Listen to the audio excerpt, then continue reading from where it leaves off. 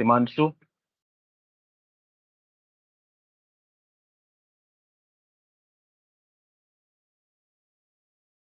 Himanshu, Harlin, Yes, sir. Gargi.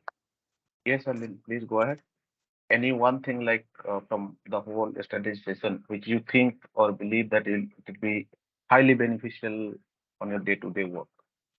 Yes, sir. If I talk about myself, so I think that role play was very, very important, and it helped me a lot because Okay. we did two, three types of role play. One is telephonic and one is face to face. Mm-hmm. So I was the part of both the role plays, and it was very helpful because ma'am make us learn that how to communicate with the customer, to be polite, have a smile on face, and so many things more.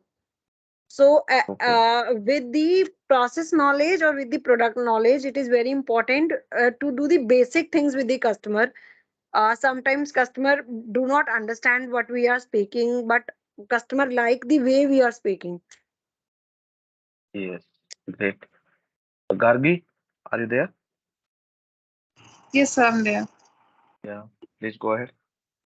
Yeah, so basically, I just want to add on with Helene that role play was important as majorly it gave a understanding. I mean, it's kind of what do I say? A kind of a practice that how do you handle the objections when you actually meet the customer because. Mm-hmm. Out of two, three role plays, we also did. I mean, where we were the customer and somebody else was trying to be the RN. So we also um, raise the questions that customer actually raises. So like that we understood that how when actual questions comes on the field how to tackle it. So yeah, it gave it just boosted the confidence that how you should not be afraid of objections, instead you have to deal with it.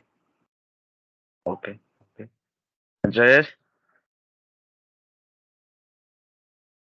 Jayesh, are you there? Jayesh Gaikwad, Juhi Gupta,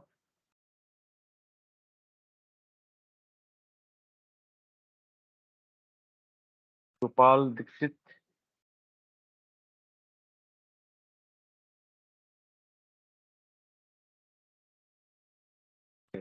Ramya Sinha. Ramya, are you Yes, sir, there? Ramya. Yeah. Please go ahead. Hello. Hello. Yes, please. Sir, Ramya So we are here, sir, Ramya Das. okay. So we are discussing like what one thing probably you think will be highly beneficial for your day-to-day work, what we learned yesterday, For financial planning, sir, exactly. financial planning. Okay. Yes, sir. So, okay. So I think we should start because we have also maximum 2 hours time today. So and lot of things to be covered.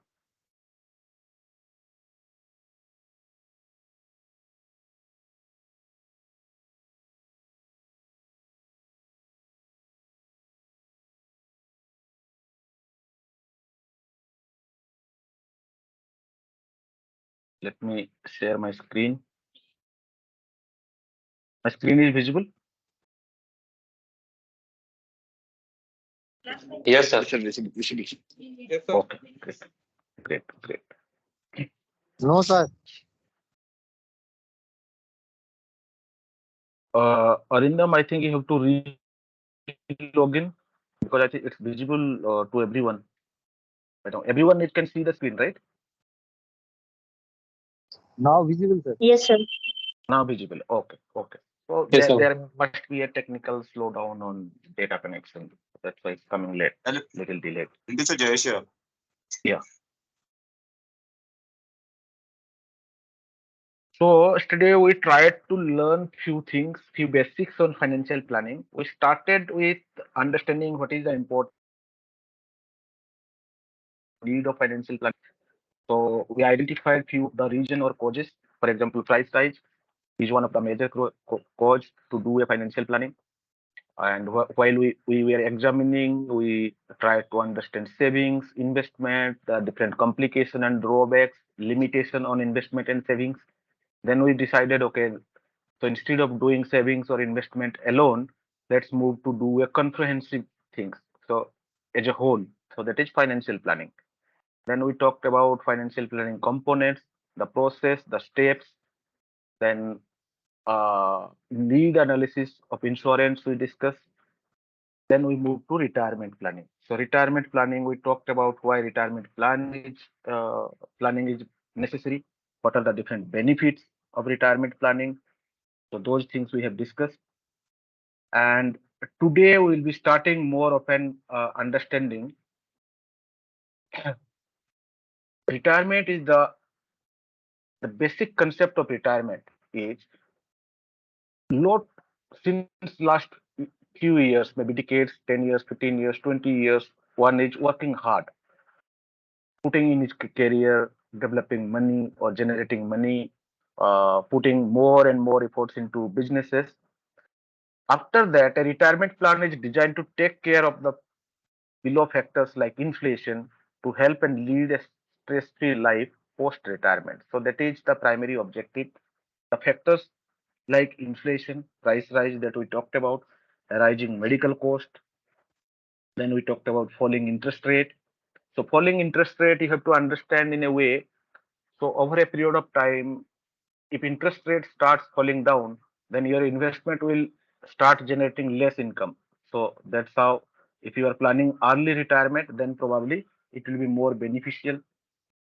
No pension post retirement, one will not be able to get pension. Even in central level, most of the countries are now moving to defined contribution plan instead of uh, uh, a defined benefit plan. So, for example, if you see the lot of agitations are going on in India to roll back the old pension schemes, but at central level, government has already decided to pull down the old pension scheme to reduce the government expenditure on pension, rather putting the pension into NPS or similar kind of funds which can be managed along with the economy. So pension is now getting tied up with the economy itself. In United States, UK, so it's always there. Pensions are defined contribution plan. Defined contribution means the contribution is defined where the contributor is the investor or the person or the employee. Defined benefit plans are like where the benefits are defined. For benefits are defined means what you will be getting is already decided before you join the company through a formula like gratuity. So gratuity, there is a formula like last salary divided by something something, then you will be getting if you are working for 10 years in a company. So the benefit is already defined. Provident fund is a defined contribution plan. So where the contribution is defined, like XYZ% of your salary you have to contribute, and the similar amount will be contributed by the employer. So these are two difference between two retirement basic plan, that is defined contribution and defined benefit, DBDC usually used to say. Then nuclear family system. So in India also nowadays, if you see, almost we are moving towards a nuclear family system from which is you can see that independently we are moving away from the family. So that means we are having less relatives around to take care of. So that's why retirement planning is very necessary.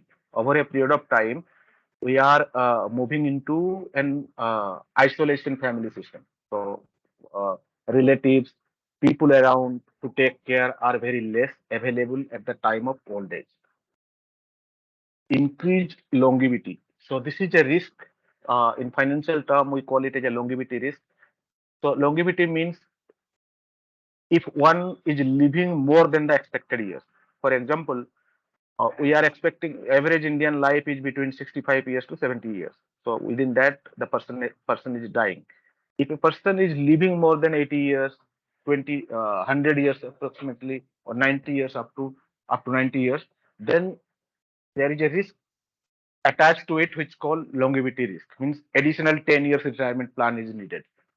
So if you are planning for retirement for your client is 80 years, and all of a sudden the client is living for 85 years. That means the 5 years is not being planned. So that comes under longevity. So if that is happening, so early retirement plan is more beneficial, because from early days, if one doing a retirement plan, then probably by the time of 60, he or she can assess his or her health condition, then probably modify the life expectancy. Type retirement plan myth to be avoided. Too young to start retirement planning. That's the myth. So as early as possible, it has to be started. Like yesterday, we talked about a new kind of definition of retirement planning. To fit into that retirement planning can be start from early age as well. Inheritance is enough for retirement. So most of the time, many people think that whatever I will be inherit from my family, maybe parents, or as a gift from the grandparents, etc. So that will be enough for my retirement. In Indian context, uh, uh, if you leave the salaried class, the rest of the population who usually earn money from an unorganized sector, if you ask them, they will say we have lot of land, so planning etc. is not needed. But eventually, even someone is having a lot of land, still he or she is facing financial hardship over a period of time, because land values are factorized based on different factors. So land value will increase only when, for example, there is a road construction going on, national highway passing through the land, or maybe an airport is coming into that area, or similar activities happening, then only land value will increase. Otherwise, land value is not increasing in that high percentage. Too late to save for any retirement. So this is also a myth. Don't have enough money to invest. This is also a myth. So usually when you ask somebody at an early stage, probably he or she will say, I don't have money, or all my money, whatever I am earning is I have to spend for my family, take care of my kids, etc. I am not having surplus money to plan for the retirement. So being a financial planner or RM, at that point of time, we have to then guide him designing a budget and spending statement. So that will help to recognize the surplus. So earning, then budgeting and spending, then you will getting the surplus, and surplus can be invested or plan for the retirement. Post retirement expenses will be significantly less. So this is also a myth. Most of the time we think, okay, so on young age probably we are going for party, we are doing lot of entertainment, travel, uh, holiday, vacation, car. So that's why expenses are high. But when we become old, probably expenses will be low. No, uh, when the different type of expenses will come up, like medical, long-term care, right? Nursing expenses to if for example a person whose kids are settled outside India, maybe in US, you may get similar kind of customer as well. And all parents has to be stay in India. So that point of time, they probably need nursing care, long-term care, etc. So different level of expenses will come up. It's not significantly less. It will remain at par. So that's why we usually, when we do retirement planning, we inflate the current lifestyle expenses to the retirement age. For example, if one is spending 100 rupees on his life for his lifestyle today, and inflation is 6%, and today is 40 years, and he is retiring at 60, that means 20 years, what we'll be doing, we'll be inflate thus 100 rupees at 6% up to 20 years. Then we'll say after 20 years, he still need this much amount for his retirement.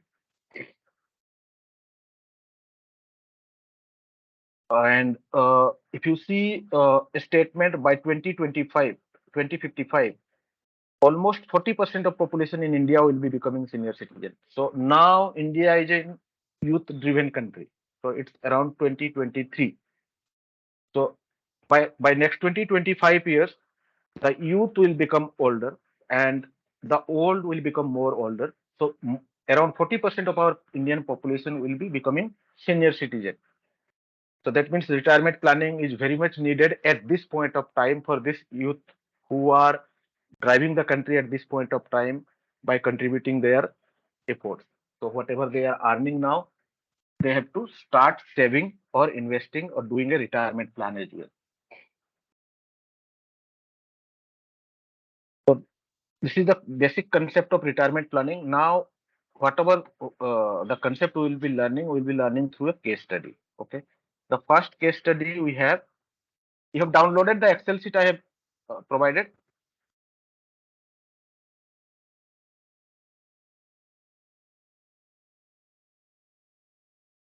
The link I have provided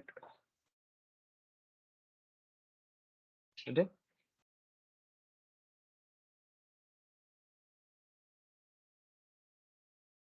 Am I audible? Yes, sir. Yes, sir. Right. So you have downloaded the Excel sheet I shared today.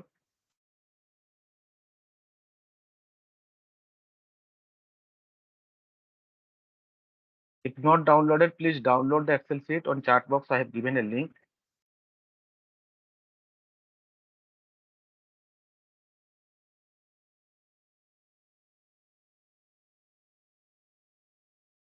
Got the link or should I send it again? Sir, can you send it again, sir?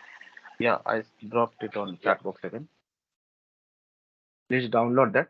So we'll be doing some kind of practices on that Excel sheet. So you all will be also learning the formulas used here. The first case study you will be discussing on retirement need calculation. What exactly the need at the age of retirement, or what is the expense need basically.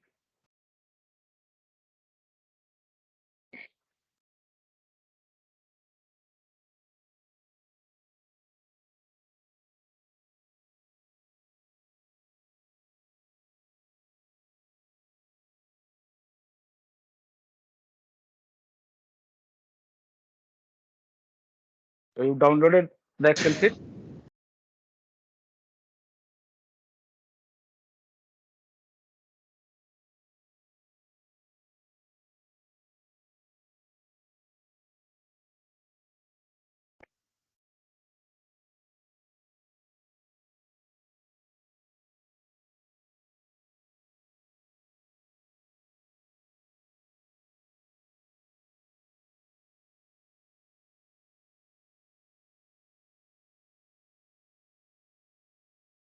Okay.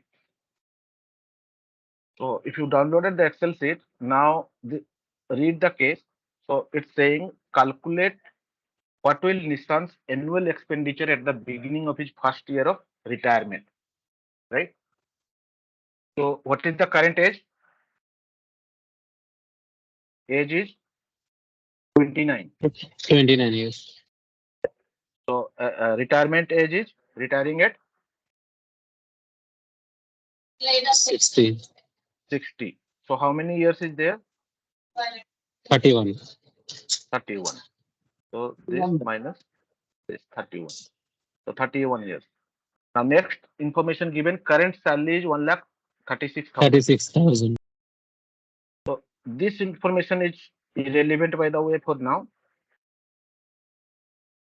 1,36,000. Then it's saying monthly household expenses are 81,000. This is required information. Expenses are 81,000 and inflation is 6%. 6%. Now this information is irrelevant because we are trying to calculate the expense need at the age of 60. Expense need after 31, that means, right? So if his expenses is 81,000 today, what will be his expenses next year? Anyone?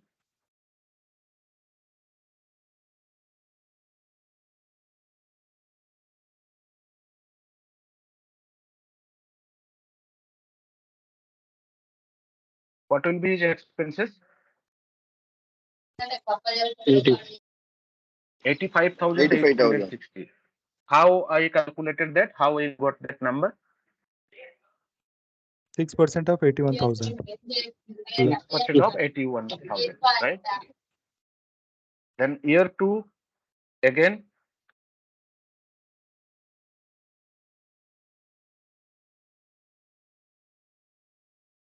$91,000. Year 3,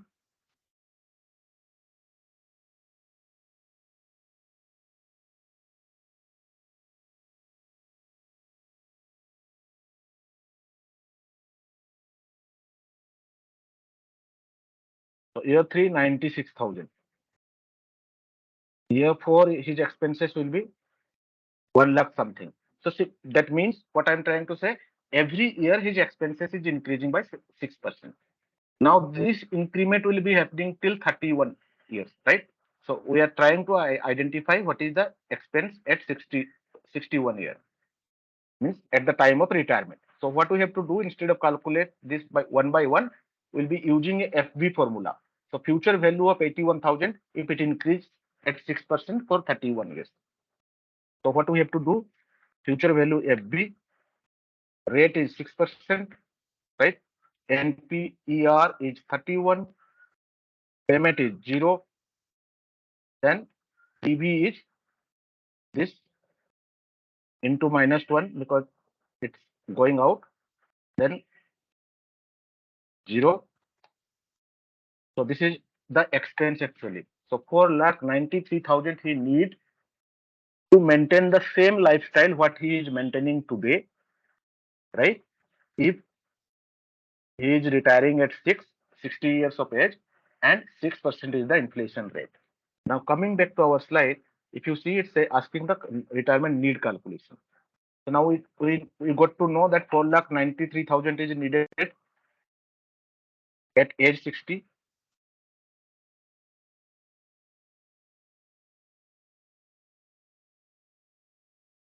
So this is the monthly amount he need, right? Now, understood? Any doubt here? Sir, this one, how to calculate a future value, sir? So future value you have to calculate with putting a simple formula like I have put it here. Let me show you the formula. So the formula is this, the text format. So PB, the rate means interest rate, comma, NPER, that is duration, or duration means the number of years. Then 0 means this is payment. Payment is not applicable here. Then the present value, what is the current value, then 0. So that will give you the result of future value. So equal to, you have to write equal to FV, open the bracket, select the rate 6%, then NPER 31, then payment 0, then again comma, present value is 81,000 into -1 I am putting because I want the positive value at future value. So that's why into -1. Now this is the 4,93,000. Got this calculation?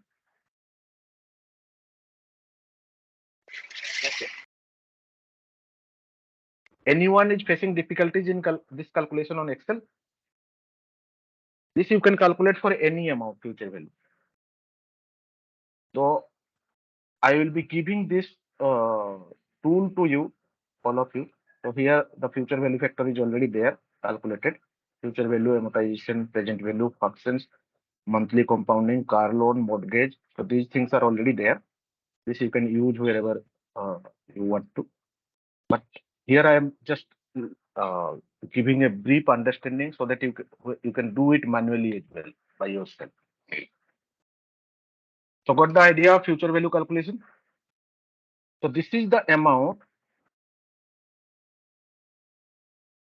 Nishant need on first month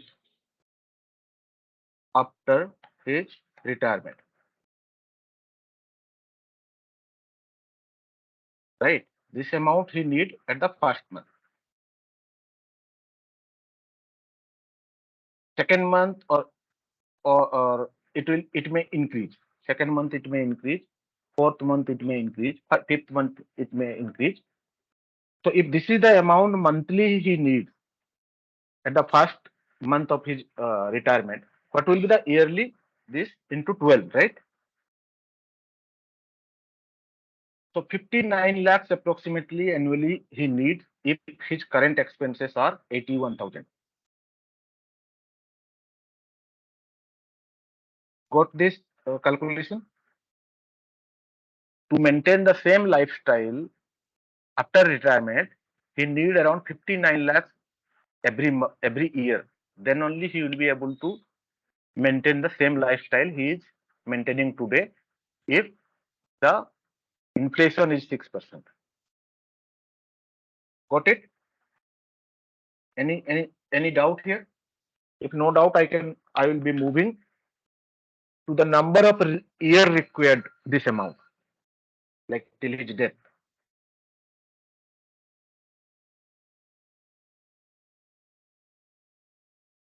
Now let's move to the second case study. So it's saying retirement corpus calculation. What is the corpus needed? Here two additional informations are given. One is 8.5% investment return. Interest rate is 8.5%. And what additional information given? Life expectancy is 80 years. Delhi is 80. Now tell me, if he is retiring at 60, life expectancy is 80, then what is the retirement duration year? How many year he will be in retirement phase?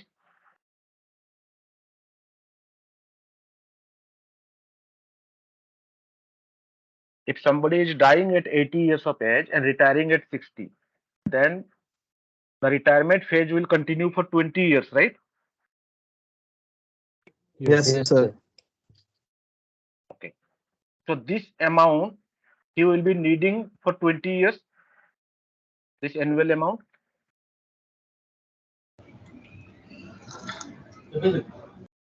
Got it? So the first year he will be needing 59 lakhs, and for next 20 years he will be needing this amount. Is it correct or not? To maintain the same lifestyle.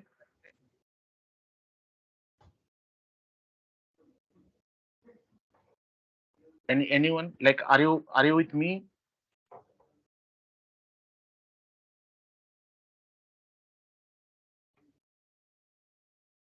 Will he be needing the same amount for next 20 years? This is the first year amount he need. For next 20 years also he will be needing the same amount, right? Or any confusion?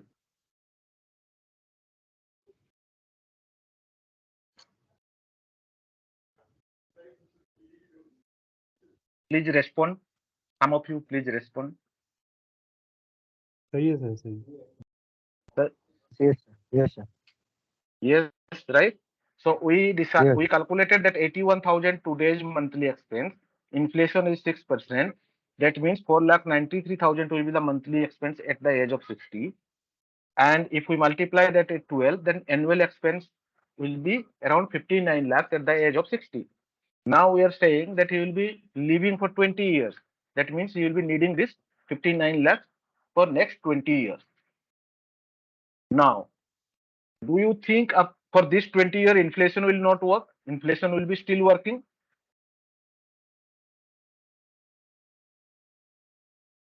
Right? So if It inflation is fluctuates, working, right? Yes, sir. Yes, sir. yes. So inflation will continue for next 20 years. Now, we are deciding a retirement corpus. So retirement corpus means any amount which we can invest at the rate of 8.5% at age of 60, then the entire corpus will keep on giving 59 lakhs 17,000 every year to Nissan, inflation adjusted. So that is the retirement corpus. So the amount at age of 60 he needs so that he can purchase an annuity probably, or put it into a particular investment, maybe an FD or maybe a bond or maybe an equity or diversified portfolio, so that that portfolio will start giving him every year 59 lakhs 17,000, and the portfolio will zero out at age of 80. Clear this concept? Yes, Can you sir. show the formula again? Actually, I am unable to do that in Excel. Which formula? That calculation. Which amount calculation? So we have calculated three different amount. One is his monthly expenses at the age of 60. Then we said that 12 yearly expenses after retirement. The future value formula.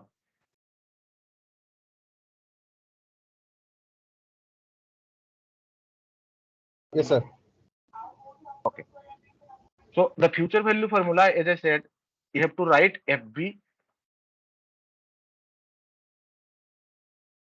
write equal to, then FB, open the bracket. Can you see my screen?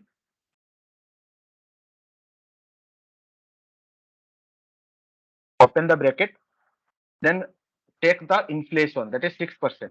Either you can select the 6% inflation cell, or you can write just 6% here. Then comma, NPER, you can select the 31 cell or write 31. Then PMT is 0.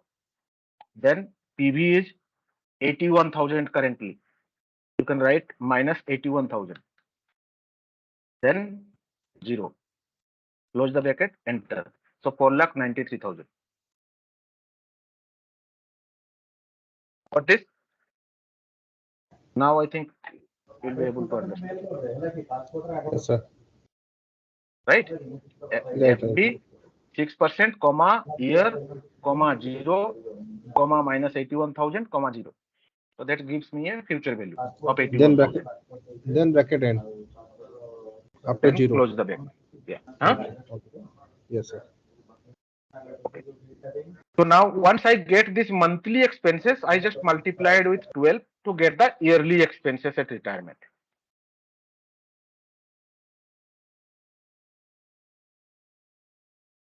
Yearly expenses at retirement. So yearly will be 59 lakhs if 6% inflation is remain. Now I am saying, so post retirement he will be living around 20 years. That means every year he will be needing this 59 lakh 17,000 inflation adjusted again, because inflation will still be working. So how we do that? So we need a particular amount, for example, X amount.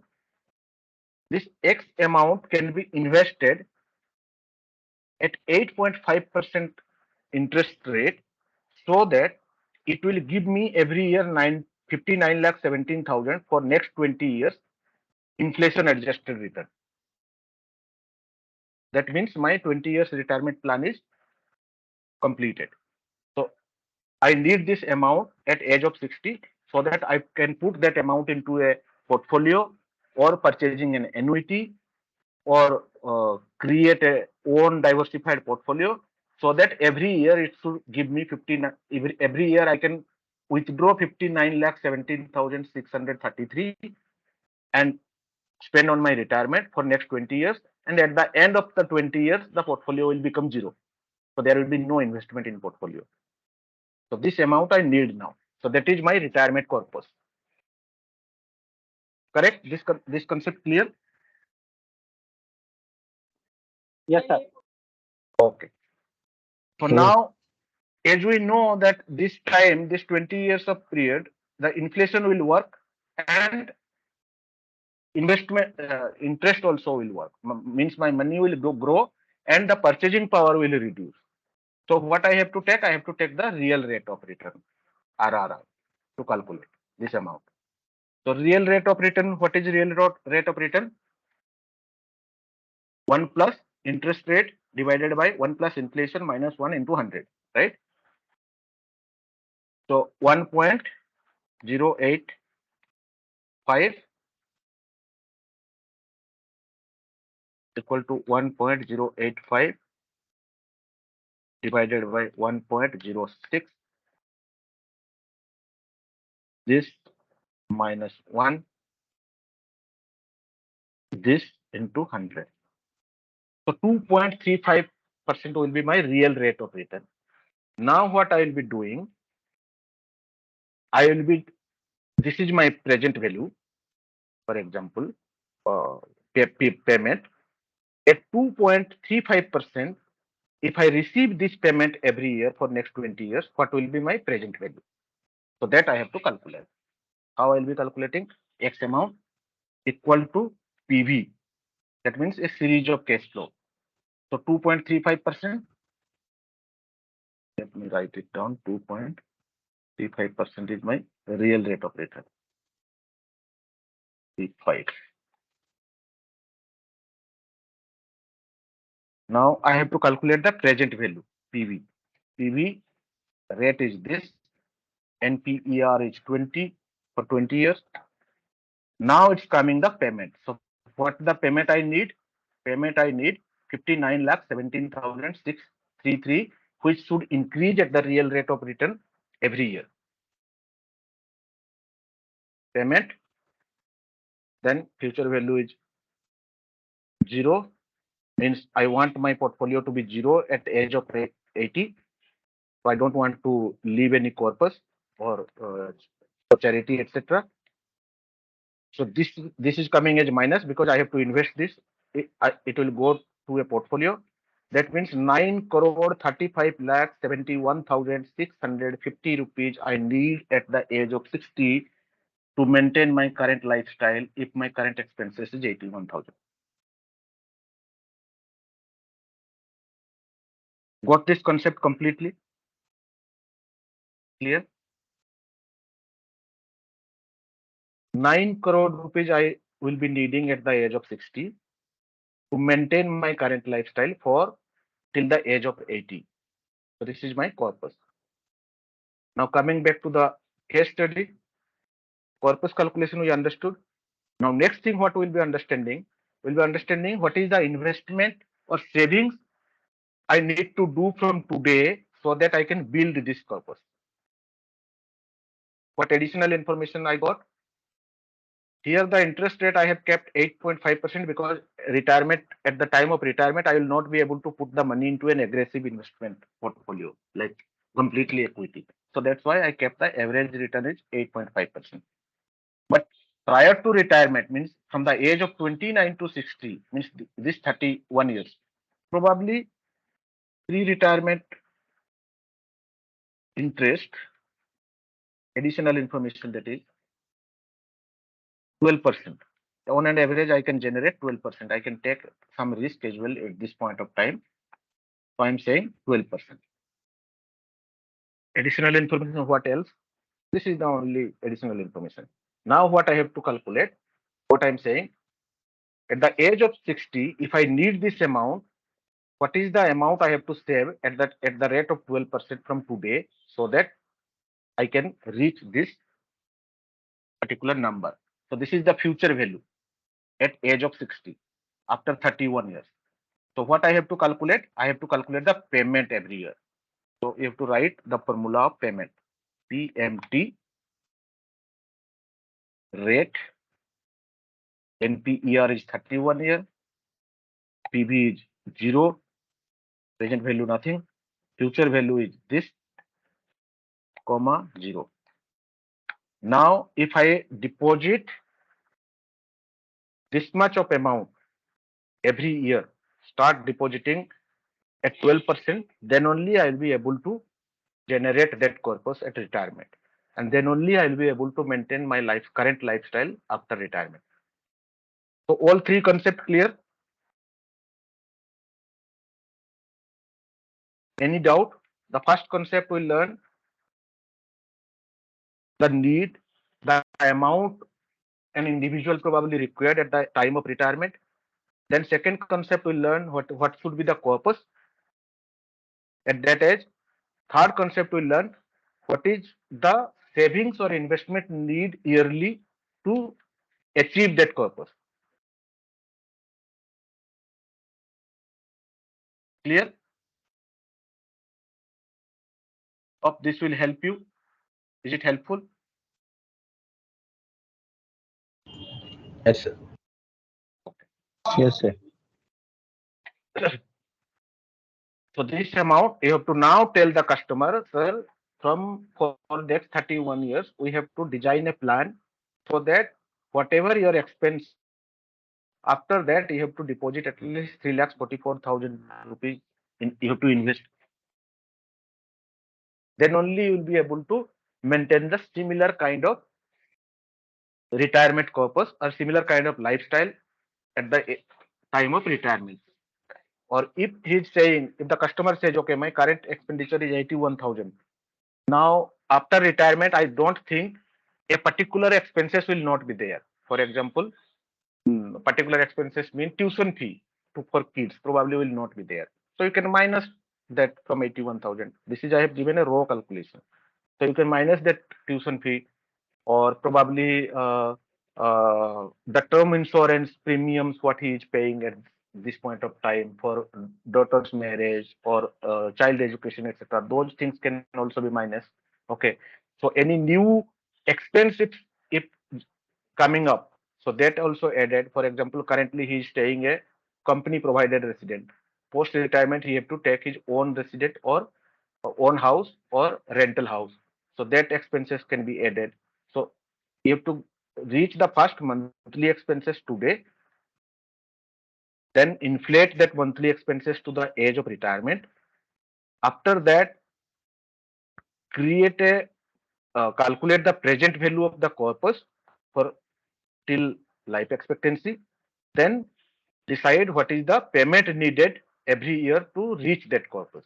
So this is what the entire mathematical retirement planning understanding or calculation.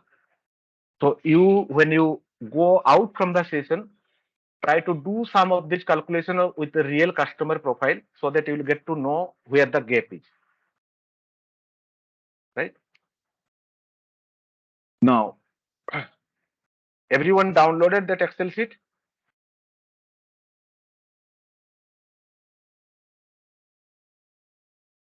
So post retirement, yeah, post retirement, there is possibility like either he has to purchase a house or take a rent. If the customer is staying in a, for example, company provided residence or government quarter, etc., or at any point of time. So this is a simple game I have designed to make all of you to learn few of the formula, and this will be also an exciting game. At any point of time, if you want to take a decision, what should be the best decision, buying a house or take a rental house? So this game will give you the result. Now open that sheet, everyone.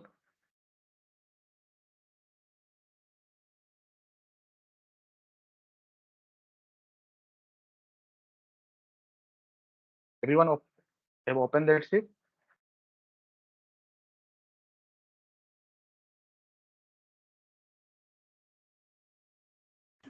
Yes, sir. Okay.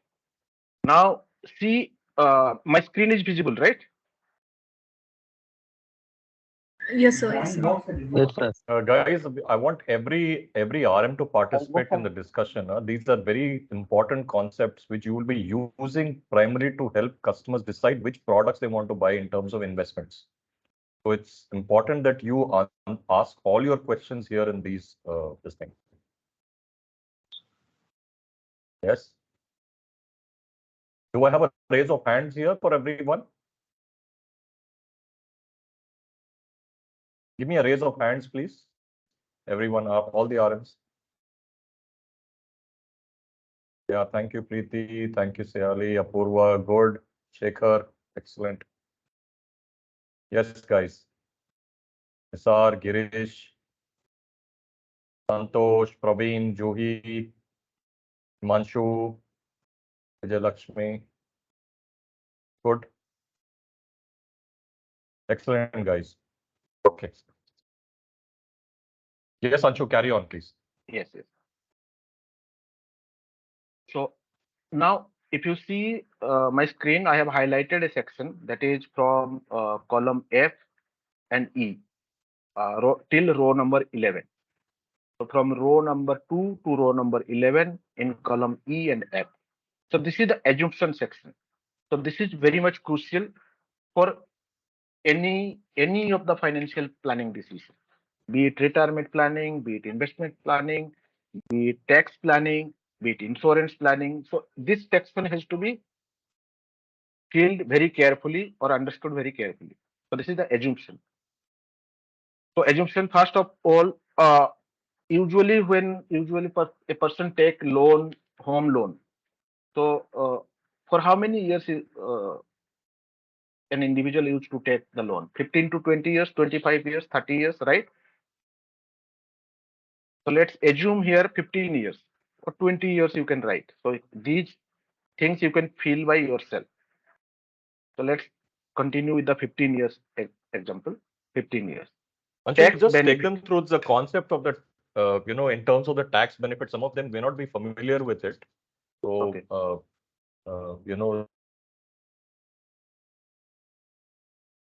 Okay. Okay. So if the total number of loan year is 15 years, and these are the assumptions like rent will be increased at 7%, return on investment is 8%, down payment you have to pay 15% from the loan amount, interest on loan is around 7%, home loan maybe it may go up to 9% as well, you can write that. 5% is annual increase in maintenance of the house, then property value increment is 7%, for example. Sorry, So every year Anshu, I got dropped off. What I wanted to say was that just take them through these, I mean, brief definitions. यानी जो tax benefit मिल रहा है 10% का वो क्यों होता है? Why does that happen? Okay, what is the ROI on the investment basically? What was that nomenclature? Why is it calculated? So just take them through those steps so that it'll be very, very clear. Yes. So these are the assumptions. Now coming to the each section of the assumption. Number of years we already discussed 15, 20, 25, 30. You can put the number of years as per your own assumption based on the client profile, demography, etc. And based on the loan facility available by the bank. Now tax benefit, when you know that government usually provide tax benefit on home loans interest. So that is one kind of tax benefit usually an individual get. So most of the time it's remain 30% for maintenance charges or the interest you are paying. So both combined together, it remains around 30% most of the time. Now rent increment. So if a person is taking a rental house, then every year the rent will be on an average 7% to 10% it will increase. So let's say 10% here. Now ROI investment. For example, if you are not taking the loan, so you are not paying the EMI, but you are paying the rent every month. So if there is a difference between rent and EMI, the additional amount can be invested. So that's why return on investment is around 7% on an average or 8%, let's say. Then down payment. Down payment is usually 15% of the loan amount. Then interest rate on loan. So house loan varies around 8 to 9% maximum. Then maintenance charges you have to pay for the house. That is 2% which get increased every year approximately. 2% of the rental value and 5% increment, 7% of the property value increment. Now coming to the loan segment. If you taken a loan of 75 lakhs, for example, 2 BHK property for 15 years. So what you are doing? First of all, 15% of the 75 lakhs you are paying as a down payment. Then total loan amount, what is the loan amount? Around 63 lakhs 75,000. Now what will be the EMI? The same PMT formula calculation, monthly EMI. So here I have divided interest rate by 12 because now it's bringing to the monthly interest instead of annual interest. PMT, the mortgage takes into account the monthly interest itself. So PMT is around, EMI is around 64,659. Effective interest rate, tax benefit after calculating the tax benefit, which is around 6.3%. Then effective EMI will be 54,000. So I have reduced the tax benefit from the EMI, whatever the interest on the EMI. So that after reducing that, the effective EMI is coming around 54,835, which customer actually paying. Now total paid for 15 years. What is the total amount? Maintenance, then total maintenance for 15 years, then total value of the house. Cost of the house is 1,43,36,337. It's coming. Now at the same time, if we are coming for the rental side, so for 15 years, you have to take a rental house. So 2 BHK usually 20,000 or 25,000 a monthly rent you can pay. Let's say 25,000 we can put here. Now effective rent. So when you pay house rent, so there is a tax benefit. So tax benefit, after deducting the tax benefit, the effective rent will be 17,500. Then annual rent will be 2,10,000. So total rent for 15 years will be 66,72,221. Now, what is the benefit? Benefit on savings of down payment. So you are paying the EMI here 54,835, but here you are paying the rent at 17,500. That means total EMI saving is around 37,335 rupees every month. This can be invested somewhere. Now, saving on down payment, this you probably paying upfront, which is not required if you take the rental house. Only probably a 2-month security or 3-month security has to be paid, but down payment is not required. So this down payment can also be invested in an investment, right? Now invest rate, return on investment is 8%. So if I invest this amount for 15 years, what I will be getting, value of down payment saved around 37 lakhs and value of EMI saved around 1,29 lakhs, right? Now this is the cost of house. Now I am saying future value of the property. The property is increasing at 7%. So future value will be this. Net benefit on buying. Net benefit on buying means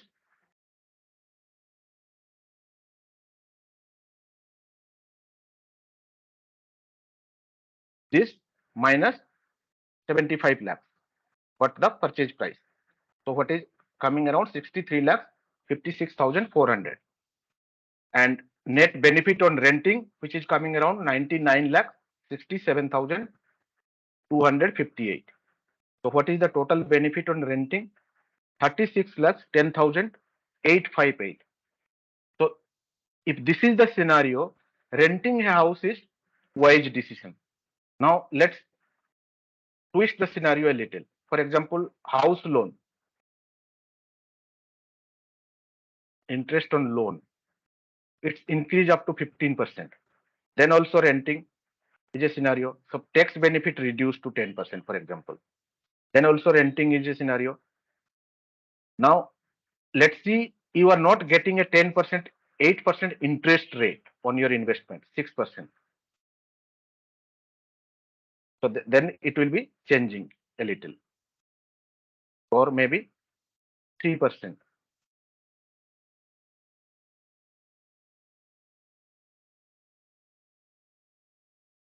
9% interest on loan and 3% on return on ROI.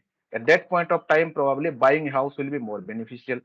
Interest rate is 4%, still buying a house is more beneficial. 5% still buying a house is more beneficial. 6% still up 6 and above, if investment return is there, then probably renting a house is more beneficial. So this tool you can use an instant decision making at any point of time, but for the actual decision, you have to get into the client situation very carefully. So here three, four formulas are there, like PMT formula. Already you have learned. Future value formula is there. present value formula is there, loan amortization formula is there. So all four formula are available in this Excel sheet, but we have already learned so far. Any question here?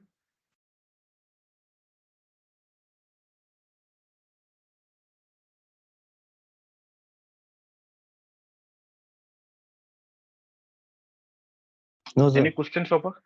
No. Okay. Okay. Suryakant, you have raised your hand. You want to ask anything? Suryakant, Girish, Santosh.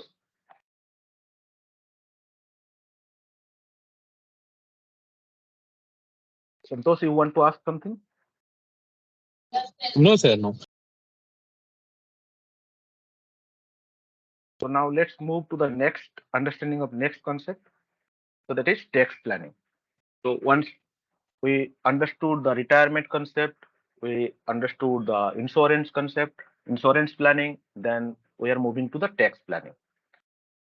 So before we start tax planning, why there is a tax? Anyone?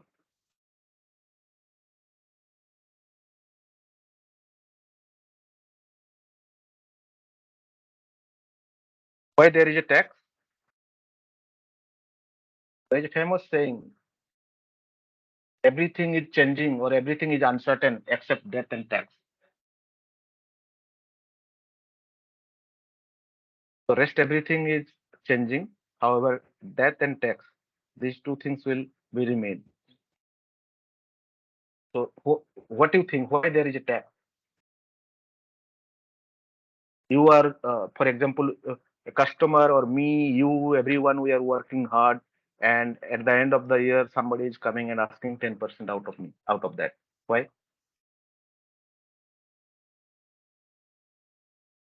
Or 30% out of that, or 40% out of that. Anyone?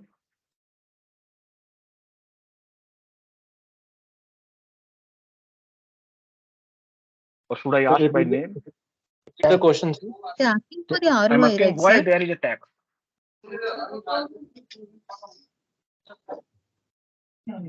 Tax savings. Voice breaking. Voice breaking, sir. I'm asking why there is a tax. Like why tax is there. So you are working hard for your earning, right? I am working hard for to earn money. At the end of the day, all of a sudden somebody is coming and asking 20%, whatever you have earned. Basically, in return, betterment of the society, Mhm. and that betterment is to coming to us only. So the government, they spend on budget the way of tax. Okay. Okay. So basically, tax is the earning for the government, right? Then why government is earning? Because government need to spend on various welfare schemes, various infrastructure scheme, or various facilities which we use to earn money. So that's why there is a tax. For example, a road is being constructed. We use that road to commute to the office, right? A parking lot is constructed. So we park our vehicles and uh, we go to our office to earn money. A factory or a IT hub is being created, or maybe a special economic zone is being created by the government. So companies are coming to that place and we get the employment in that company. So we started earning. So that's why there is a tax. And there are we living in a sovereign society, so we do not want the society to be chaos. So that's why some people, some vulnerable group in the society, they need financial help. So for that there is a tax. So government use those help through different scheme, like for example Ujala Yojana, yeah, or maybe building toilets, right? Now another segment of understanding why there is a tax, probably the society required to be remain clean, safe to live. So that's why there is a tax. Government is spending on those areas, right? So this is why we have to pay tax. Why we are talking all these things? Because most of the time the human mind is being programmed that I should not pay tax. I should save tax. So that mindset should go away. Instead of saving taxes, rather tax to be planned or optimized, right? So if everyone stop paying taxes, then probably we will not be getting airport, we will not be getting roads, we will not be getting uh, the people who are cleaning the road, the people who are taking the garbage from one place to another place, or public toilets will not be getting clean, public transportation will not be available. So a lot of things are there. So that's why I must pay tax, but I have to plan my tax accordingly or optimize my tax accordingly, so that I should not be paying any additional tax, or if I have an opportunity, or if government giving an opportunity to facilitate some other area and giving a tax benefit on that, I have to avail that. So this should be the objective while we are doing tax planning, right? Usually in market, most of the time insurance policies are being sold, uh, in fact missold, because of tax during the tax period. For example, January to March, that point of time, all of a sudden insurance start getting sell start getting increased with an objective to tax benefit. Now taxation in India, the structure, there are two different type of tax. One is direct and indirect. So direct tax are income tax. For example, if I'm earning, I have to pay a tax. And indirect tax are like goods and service tax, that is GST. I am purchasing a product, I am availing a services. So at that point of time, I am paying some taxes to the government. The collection responsibility remains with the merchant, whereas in direct tax, the deposit obligation remains with the individual. So there are two different concepts here. One is collection, one is uh, tax deposit obligation. So if I am paying, if I'm an individual resident of India, then paying tax is my obligation or my duty. So that's how it has to be understood. So classification of income. So when we are talking about tax, we must know what are the different income we earn under the Income Tax Act, as per the Income Tax Act 1961. So there are basic five head of income. One is salary, one is house property, one is profit and gain from business and profession, one is capital gain, and one is income from other sources, rest any other sources. So these are the five different type of income we can receive or categorize. Salary is quite simple to understand. House property, house property income are like if you purchase a house and staying in a different house and given given the second house on a rent, and you are earning a rental revenue from that. So that is house property income. Profit and gain from business and profession. So if you are doing any business or if you are involved in any kind of profession, so whatever your earnings are will be categorized as profit and gain from business and profession. So business is quite simple to understand, but profession, there are fixed list of profession. For example, chartered accountant, architect, doctor. Uh, so these type of profession, if they are earning from their profession, that will be come under profit and gain from business and profession. So advocate judge the profession. Yes, advocate if working as a salaried employee, it will be comes under salary. If he is working practicing independently, it will be come under profit and gain from business and profession. So for each income, there is a different tax treatment, right? So we are not getting into detailed tax act and law like section 28 to 24 or 45 to 55A. So we are not getting into those details. Those are probably not required for us to talk with the customer, but we should be understanding which income, which the inflow to the customer needs to be categorized under which segment, so that tax treatment, because each segment is having a different tax treatment. So when we'll be doing a tax planning, we can impact that tax treatment to that particular category of income. So this is what we only need to understand from here. Capital gain are like if you are investing in equity, gold, commodities, etc., and 100 today and selling it at 110 next year, then 10 rupees will be capital gain when your capital is appreciating. So that is known as capital gain. Capital gain can be coming as a minus as well. So it's not the literal meaning is gain. Capital gain can be 10% or minus 10%. It depends. So there must be loss as well.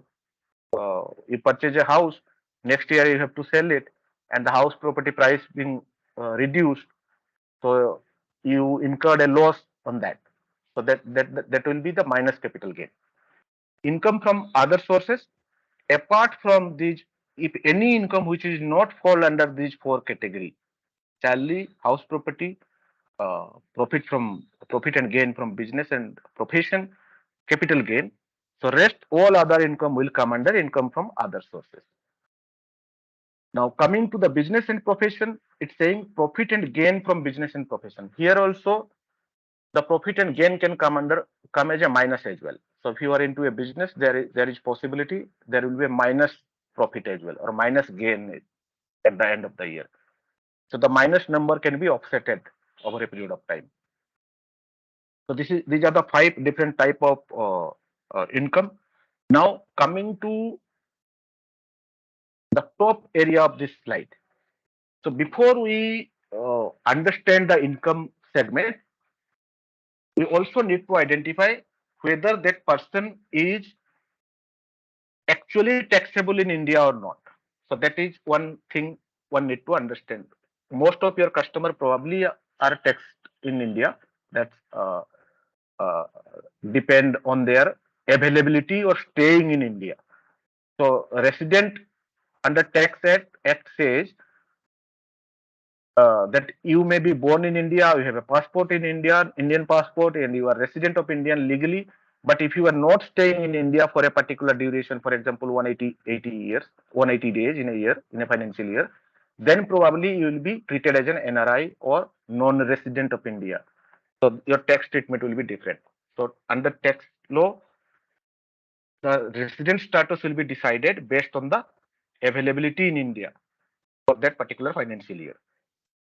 So after understanding these two concepts, we have to also do a clubbing and setting up of the losses. So clubbing means whose income can be clubbed together so that tax advantage can be taken out. For example, there are 2 persons who are working.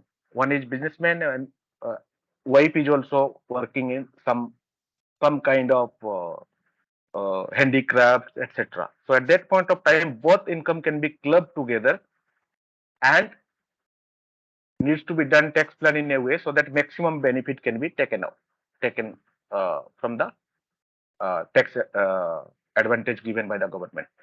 Or if the one business is facing loss, that point of time also clubbing is very much needed so that wife's loss can be offsetted in husband's income or husband profit. So if a husband is earning 100 rupees profit from his business and wife is earning minus 20 rupees from her business, if they file tax independently, then husband has to pay tax on 100 rupees, wife has no need to pay. But at the same time, if they club, then the total tax has to be paid at 80 rupees because the loss has been offsetted, right? So these concepts we have to understand while doing a tax planning. Then we will be coming to GTI. Once the offset clubbing is being done, we have GTI, that is gross total income. So after getting the gross total income, we will be calculating the tax. So what is the process of tax optimization? First is collection, second is analysis, third is synthesis. First option is to collect the data, current tax position. What are the income? Which income is going to which head? For salaried individual, probably will not be facing any problem. But when there is an income from business and profession, capital gain, so these things you have to categorize accordingly because each section is having a different tax treatment. Taxable nature of assets and liabilities. What are the assets customer is having and what are the nature of those taxation nature of those assets?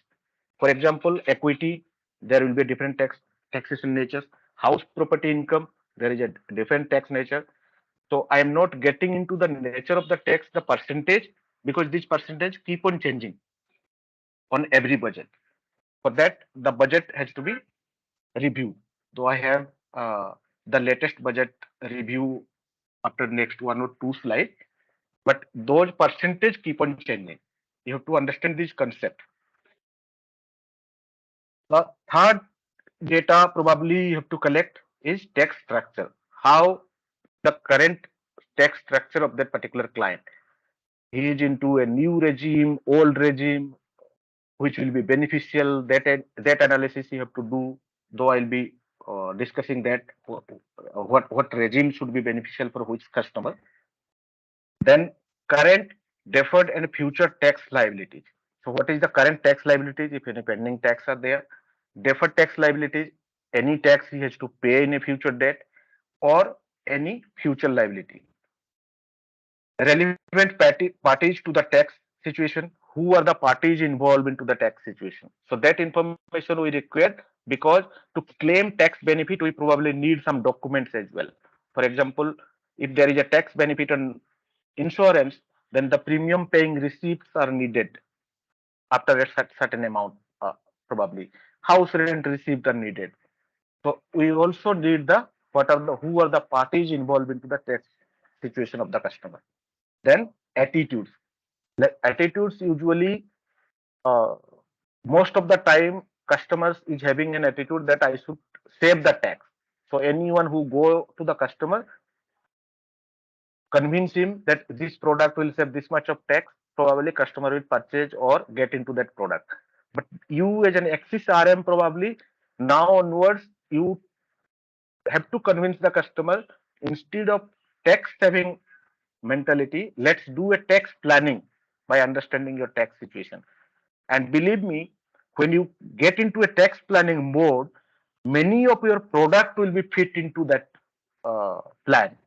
So you can sell now, by saying tax saving, you are able to sell only probably the insurance product, maybe a small ULIP.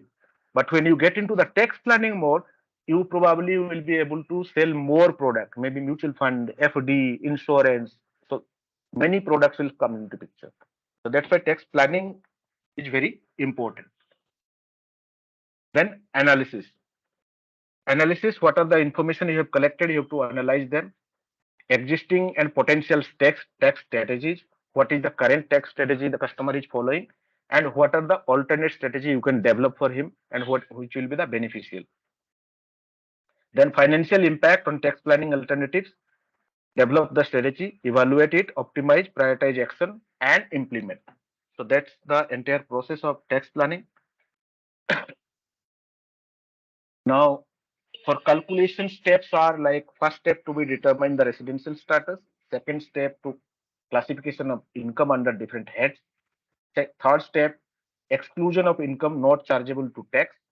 So government keep on giving a note every year that these type of things you can exclude from your income. For example, rental value, house property. So government given, okay, will not charge 30% on that. So you can use the renovation, that 30% for renovation or maintenance of the house. So if one is getting 1 lakh rupees rent every year, so his or her income will be 70,000 rupees directly. 30% is already exempted. So similar way, so other income also having some kind of exclusion. Computation of income under each head, clubbing of income, spouse, minor child, etc. Setup or carry forward of the business losses. Then computation of gross total income, deduction, total income, then application of the tax rate, that means slab, 10, 20%, whatever. Once you derive at a total income, on that the slab will be uh, uh, coming into picture. Based on that, tax to be calculated. Once tax is calculated, the surcharge or education cess, etc., that has to be added to the tax. Then whatever the advance tax being paid or the tax being collected and the TDS here and there, those to be deducted from the tax amount. So that will be your actual tax. Now coming to the new and old regime. So when the total deductions are 1.5 lakhs or less, the new regime will be beneficial. So this is the basic understanding or overall understanding you should have. If a customer is having less than 1.5 lakhs deduction opportunity on his income, then the new regime will be beneficial. When the total deduction are more than 3.75 lakhs, then old regime will be beneficial. If the deductions are more than 3.5 lakhs, then selecting old regime will be more beneficial. When the total deduction are between 1 lakh to 3.75 lakhs, it will depend on the income level. What are the income level? So it's a simple table I have given depending on the gross income, like 5 lakhs, 6 lakhs, 6.5 lakhs. At what the top line is talking about the deduction. If 1 lakh deduction opportunity, then there is no difference between choosing old regime or new regime. If 1.5 lakhs, then also there is not much different. When the deduction has started increasing, then the old regime to be chosen. If the income is 7.5 lakhs and deduction is 1.62 lakhs, then there will be no difference. But if deduction is 1.5 lakhs and income is 7.5 lakhs, then new regime will be more beneficial. So that is how this table is created. You will get this table. Now coming to the comparison, when the total deduction are less than 1.5 lakhs, how the tax will be there. On the left first column is talking about the gross total income, that is from 5 lakhs to 30 lakhs. So if the income is 5 lakhs, minimum income and maximum income is 30 lakhs. It's given. Tax is for the old regime. For 5 lakhs, 0 tax. For 6 lakhs, 0 tax. For 7 lakhs, 0 tax. 7.5 lakhs, tax will be 22,500. But at the same time, if you see, for 5 lakhs, old regime is 0 tax. New regime also 0 tax. But 6 lakhs, old regime is 0 tax. New regime will be 20,500, 22,500. Then which regime you have to choose? You have to choose the old regime. Then post budget 23, it is becoming 0. That means if you want to choose today, then up to 7.5 lakhs, up to 7 lakhs of income, you can choose either of the regime, either new or old. But after 7.5 lakhs, you have to evaluate it carefully. So at 7.5 lakhs, probably post budget new regime is more beneficial. Then 8 lakhs, old regime you have to pay 32,500 tax, new regime you have to pay 30,000. That means you have to choose the new regime. 9 lakhs, again new regime. 10 lakhs, old regime. 13 lakhs, new regime. So similarly, this table you can use if the deduction is less than 1.5 lakhs. I'll be sharing these tables with you. This will become handy for customer interaction. Now, the next is when the total deductions are more than 3.75 lakhs. This table talking about if the deduction are more than 3.75 lakhs, then what has to be chosen at what point of time. Up to 9 lakhs of income, old regime will be beneficial. From 10 lakhs, the difference is, I think it's old. Or up to 7.5 lakhs, you can choose any. Rest of the time, you can choose old regime only. On the previous slide, up to 7 lakhs, you can choose any. From 7.5 lakhs, new regime will be beneficial. Now coming to when the total deduction are between 1.5 lakhs and 3.75 lakhs. At this point of time, up to income level 7.5 lakhs annual, any regime can be chosen. Then 8 lakhs and 9 lakhs old, 10 lakhs is any.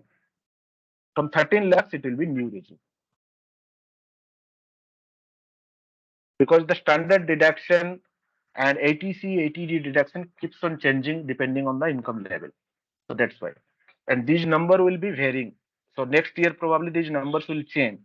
So these three tables is applicable only for the assessment year 2023 and 24, financial year 2022-23. So hope you understand the difference between assessment year and financial year. Financial year, current financial year on which we have to pay tax is 22-23. That means the year on which the earning is happening. Assessment year is the year on which assessment is getting done for that particular earning. So earning is happened between 22 and 23. Between 23 and 24, the assessment is being done. So for this assessment year, these three tables are applicable. For next assessment year, probably the table may change.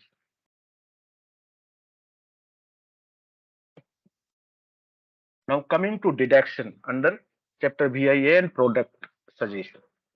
So there are multiple sections available under Income Tax Act where lot of deductions are given, like section 80C on investment, for investment on ULIP, maybe investment on house property, maybe. So there are different type of deductions are given. Section 80CC, insurance premium, there is a deduction up to a particular limit. Section 80CD says pension contribution. So whatever the contribution you are making for provident fund or PPF, public provident fund, or any kind of pension fund like NPS, so there will be a deduction. And out of these three, what PPF, NPS, and PF, that is provident fund. So PPF is one kind of investment instrument. We call it as a triple E investment instrument, exempt, exempt, exempt. That means whatever you are depositing into PPF can be exempt from tax. Whatever you are earning from the instrument, that is also exempt. And whatever you are redeeming from the instrument, that is also exempt from tax. That means your investment to the PPF is exempt. Interest earned on the PPF, that is exempt. When you start redeeming the PPF or withdrawal the PPF, that is also exempt. So PPF is one instrument we call as a triple E instrument in financial planning language. Exempt, exempt, and exempt. Then interest on savings account, house rent paid. So whatever the house rent one is paying, there is some deduction. Not that 100%, but there is some deduction, and these percentage numbers keeps on changing. Interest on education loan, there will be a deduction. So interest on home loan, there will be a deduction. Rajiv Gandhi ESS scheme, this is getting discontinued from next financial year, probably next assessment year. And medical insurance, disabled dependent. So if you are paying any insurance premium for a dependent who is disabled, so that point of time also it is deduction is available. Then medical expenses, that deduction is available. Physical disability, deduction is available. Donation, if you are making a charitable or any donation, if you see lot of donation crowdfunding company like Milap, etc., Keto, Milap, who raise fund from the society, they gives a receipt. Whatever you are donating through those sites, there will be a tax exemption you will be receiving. Company contribution, so again there is a deduction. So company contribution means company is contributing to your income in two ways. Salary is your earning, so company is not contributing on that.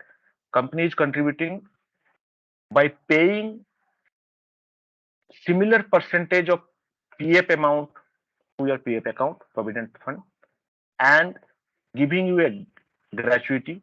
So that is company is contributing. And if company is also contributing to your income in a way by providing any commuting facility, maybe by car and driver, and house.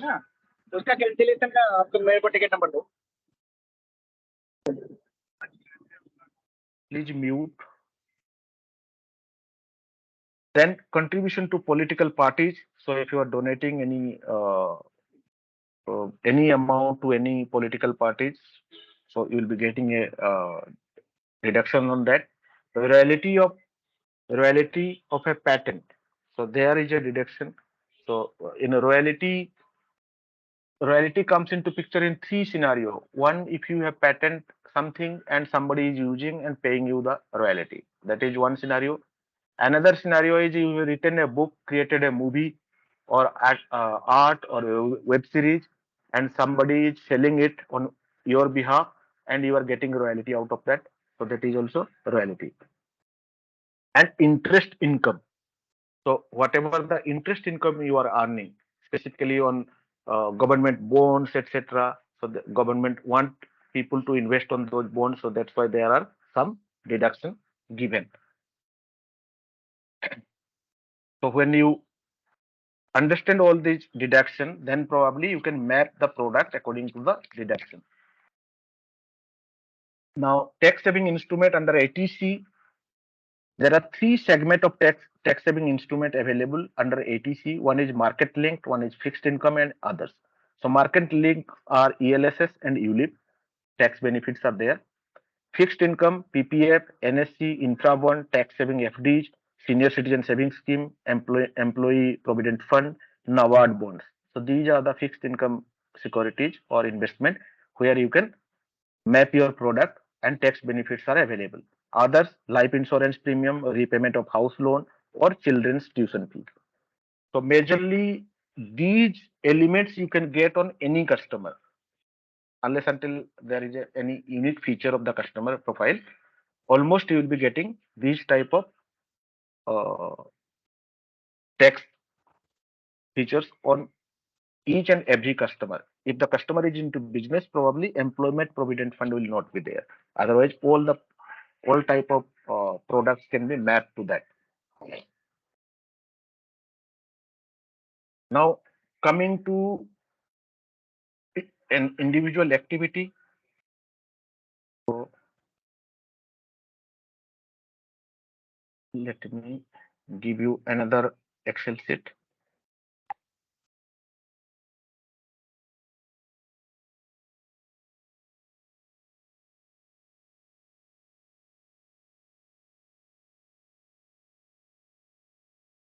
So when, the disclosure is whenever you use this sheet, though the sheet is current, always incorporate the current updates if it is there from income tax department. Now download this sheet, Excel sheet.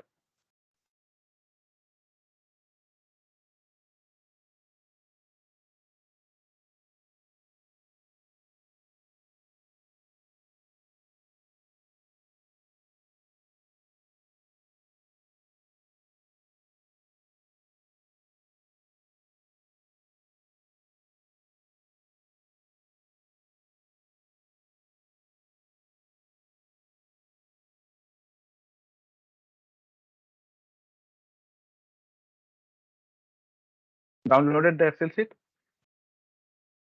This is a simple illustration of a salaried individual to understand his tax structure at this point of time. Let's assume the person is earning around 15 lakhs of salary, right? So basic when we work in any environment or any company, etc. So usually 50% of the CTC are known as the basic salary. Rest of the things like DA, HRA, all these things are being included. So basic salary is 50% of the CTC. So annual CTC is 15 lakhs.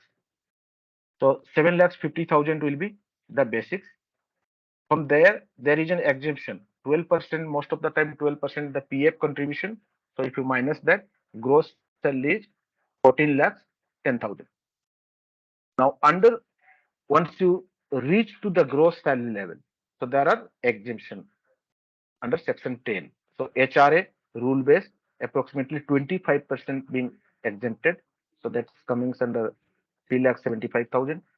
Children education maximum 2, approx 100 per month per child. So this is the exemption given. Even if you write this exemption on your tax calculation for any client, no documentation, no proof is needed. 2,400 can be directly minus from the income. Children's hostel, again 7,200 can be directly minus from the income without any documentation. So this is maximum for 2 children, approximately 300 per month per child. So that exemption is given. LTA twice in a 4 year. So if we calculate for yearly basis, it will be coming around 50,000. Others, nothing. So net salary is 9,75,400. So this is your net salary. Means income under salary head. Then standard deduction. Standard deductions are given. New regime, there is no deduction. Old regime, 50,000. Loss from house property or maintenance, 30%, or benefit on interest. So it will come around 30%. That has to be gone, 2 lakhs rupees. Then section 80 investment, EPF, PPE, home loan, principal, ELSS, ULIP, life insurance, small savings, NSC, post office FD, 5-year FD, tuition fee, NPS. All these combined together, maximum deduction is given 1.5 lakhs. So that can be minus.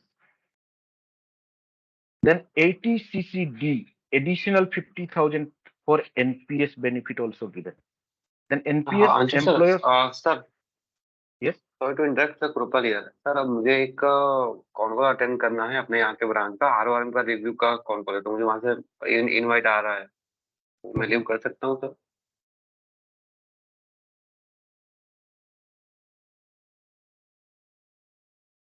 Okay. Sir, can you send me once again, sir, this Excel?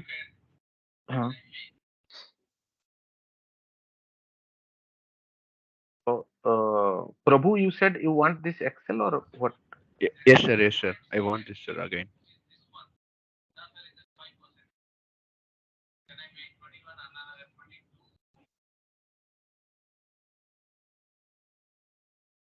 So I sent it again. Then there is another deduction available, medical insurance around 25,000.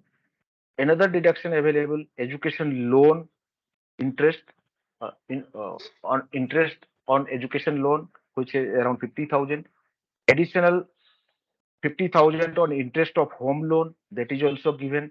Interest on savings account, maximum 10,000. So interest on savings account, that tax benefit can go up to maximum 10,000 rupees. Then your total income, if you calculate all these deductions, so total income is 2,92,860 rupees.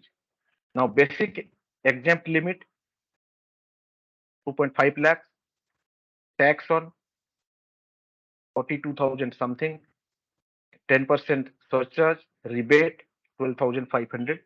So tax is 0.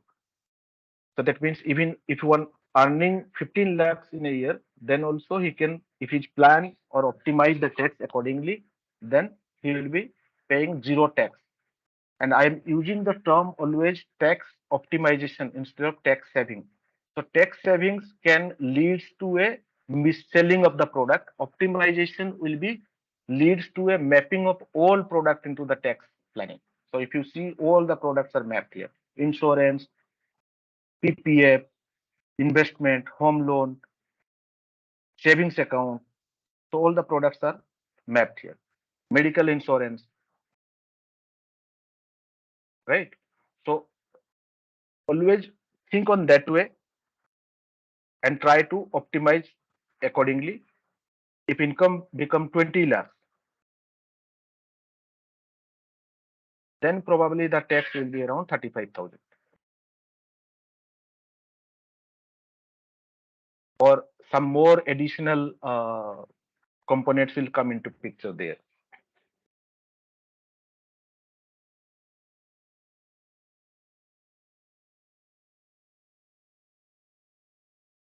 So I have given this Excel sheet also, all of you.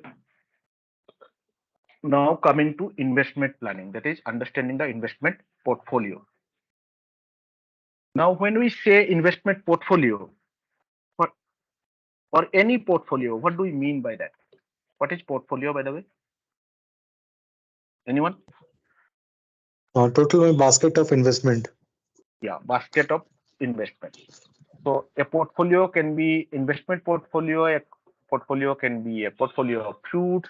So any combination of different items within that segment. So in investment segment, different item can be combined together. In fruit segment, different fruits can be combined together. So this is how we have to understand the portfolio.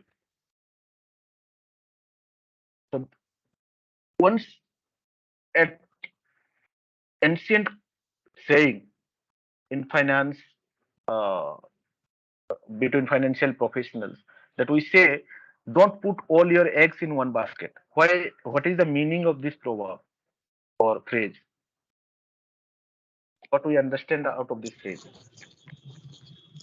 सारा investment एक चीज में मत डालो, diversify करके रखना है. Right.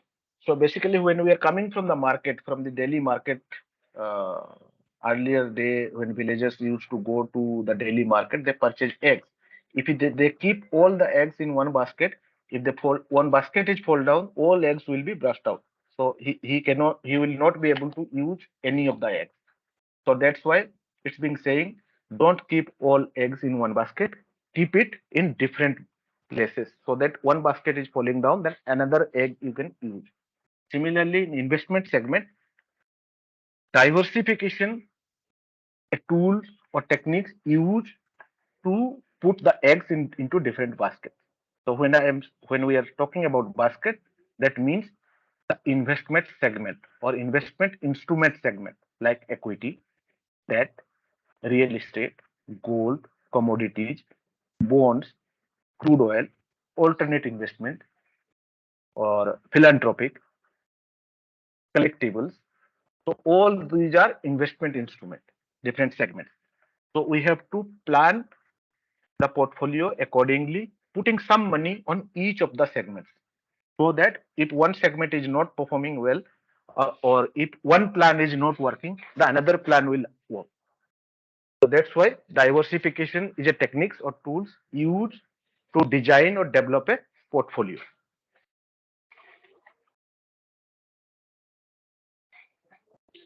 Legal definition: a collection of financial investment or instrument like stocks, bond, commodities, cash equivalent, including closed-ended fund, ETF, real estate, everything included is known as a financial portfolio.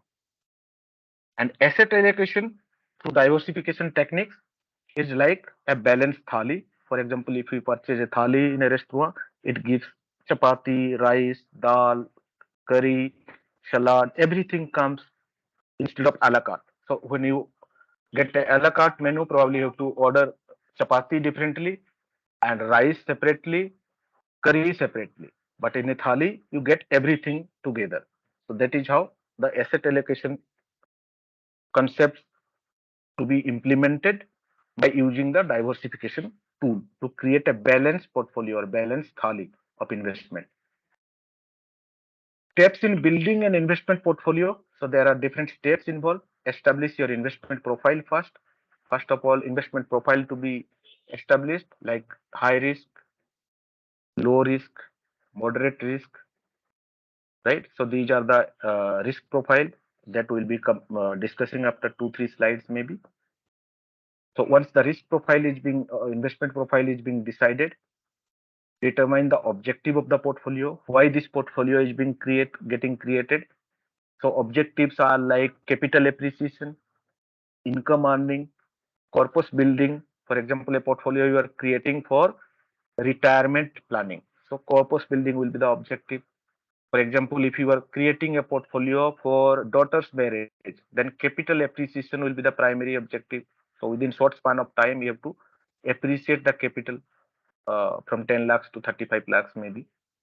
Income earning, again, if you want a regular flow of cash at some point of time on a particular interval, then you need to develop a income earning portfolio. So most of the time for corpus building, we use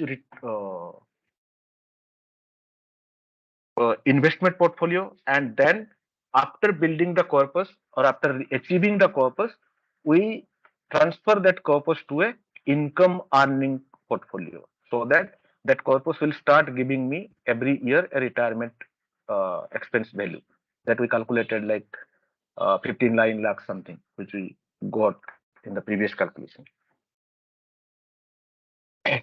Decide how to diversify. So this is also a techniques, use diversification techniques, like what should be the right way of placing money, that will be discussing maybe after 6 minutes again.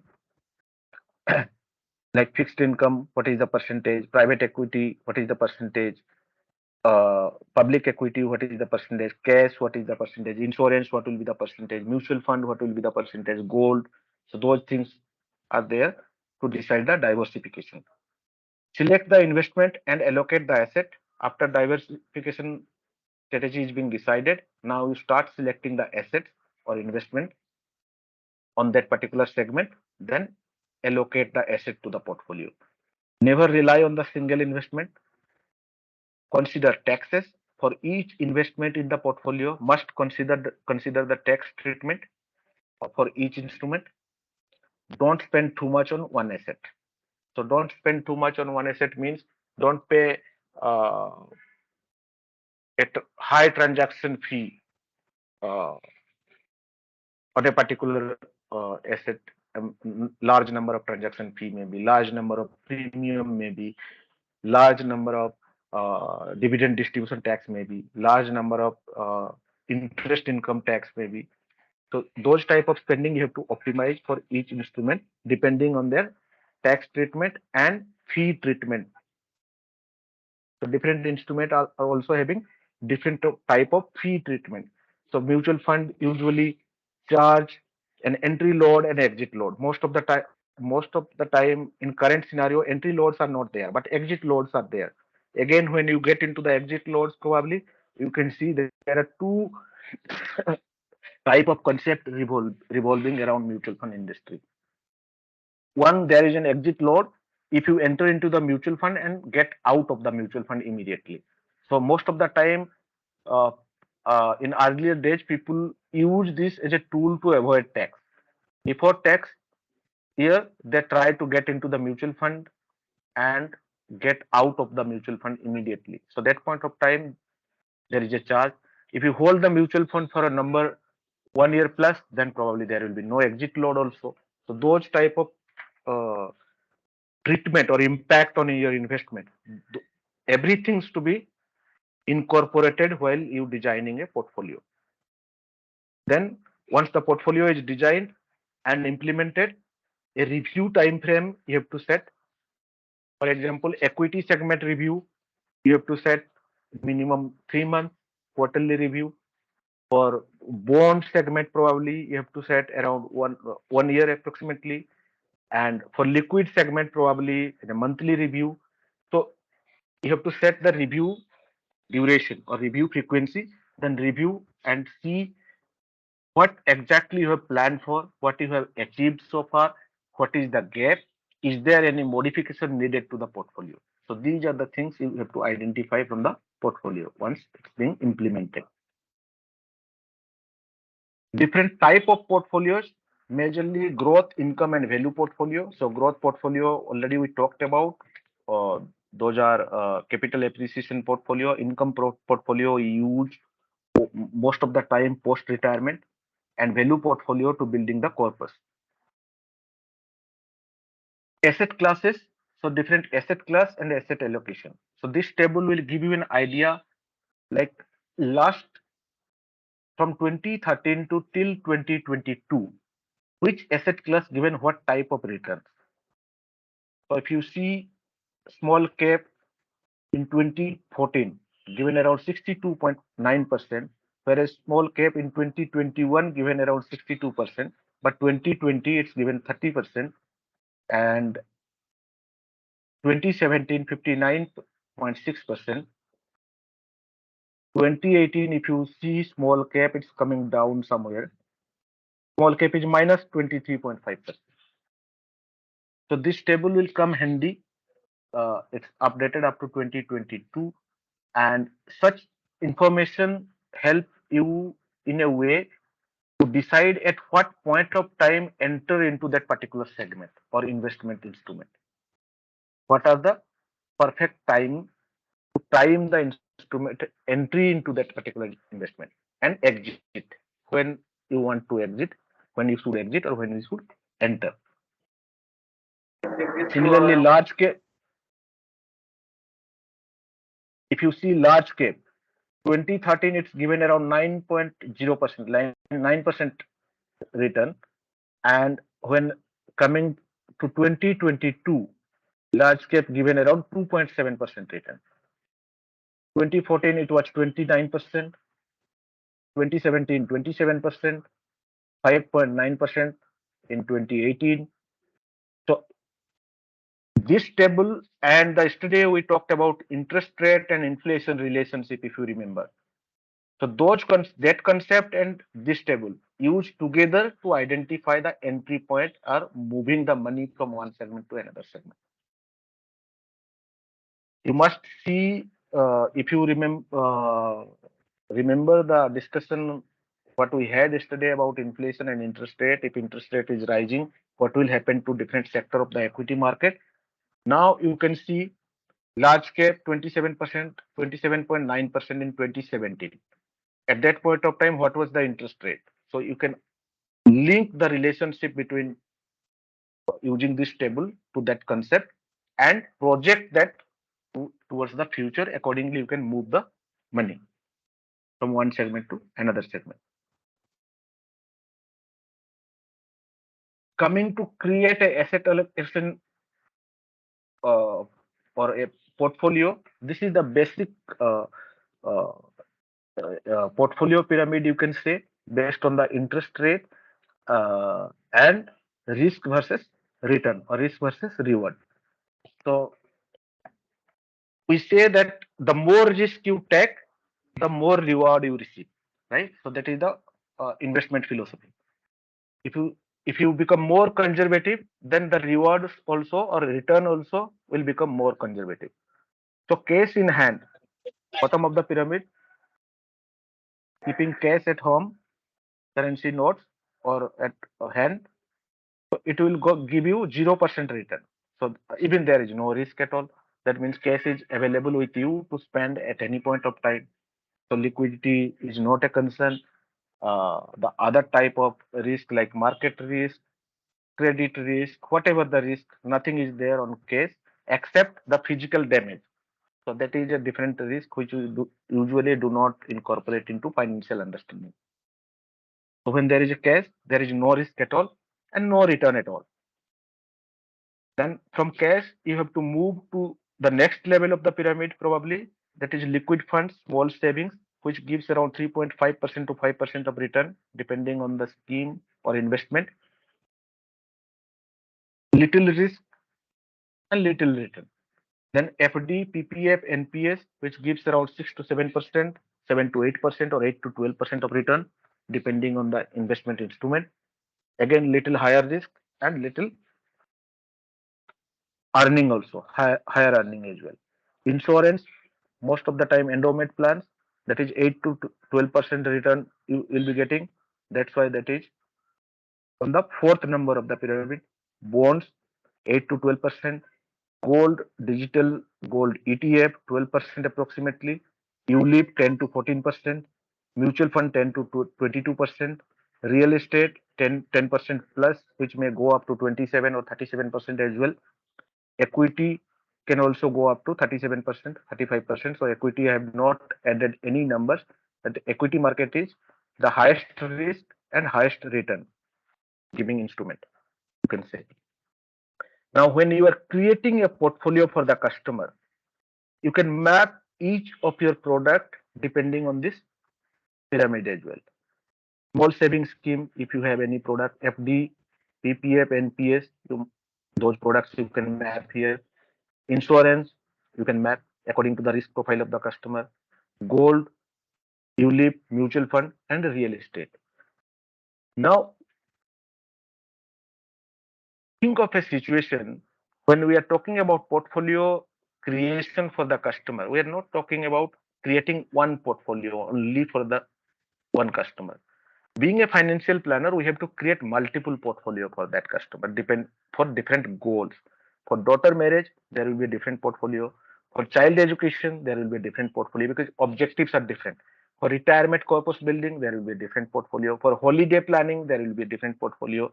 For taking a car or luxury car, maybe there will be a different portfolio. For car housing can be combined into the same portfolio because similar type of risk associated with them.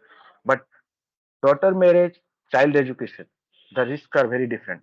So at that point of time, your investment will not go that aggressive, but it will not go below conservative as well.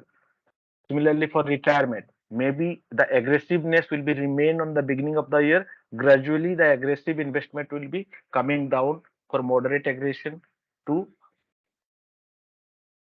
low risk instrument. So that's why multiple portfolio to be created depending on the goal and objective of the goal and risk associated with that goal. For example, a customer is planning to purchase a car. If he is not able to purchase a car, there will be no problem in his life. So that means, and if he is getting the car more quickly, then he will be more happy and more furious to earn more and invest more. So that's why the equity segment can be increased on that point of that portfolio more because risk is higher, earning also higher. He may get the car immediately and start working on that. But at the same point of time, when planning for daughter marriage, maybe that high equity segment will be counterproductive. So that's why you have to design portfolio according to the goal, objective, and risk associated with the goal. Gold has gained about 90% in the last 5 years. So gold, though I have written and return of 12%, that is the current return what it's giving. But in last 5 years, gold has gained very quickly since 2013 or 2011. It's almost 5 times or 6 times of the price. Type of investment portfolio based on management style. So once you design the portfolio, now managing it. So there will be two different type of management style. One is active and one is passive. So active management means your portfolio is more dependent on market factor or market news. Passive management means your portfolio is more dependent on the fundamental analysis. So active management is more dependent on technical analysis. Passive management is more dependent on fundamental analysis. So active management means you are managing this portfolio on a daily basis, maybe, or maybe on a weekly basis. You are reviewing this portfolio, changing, rebalancing, everything you are doing simultaneously.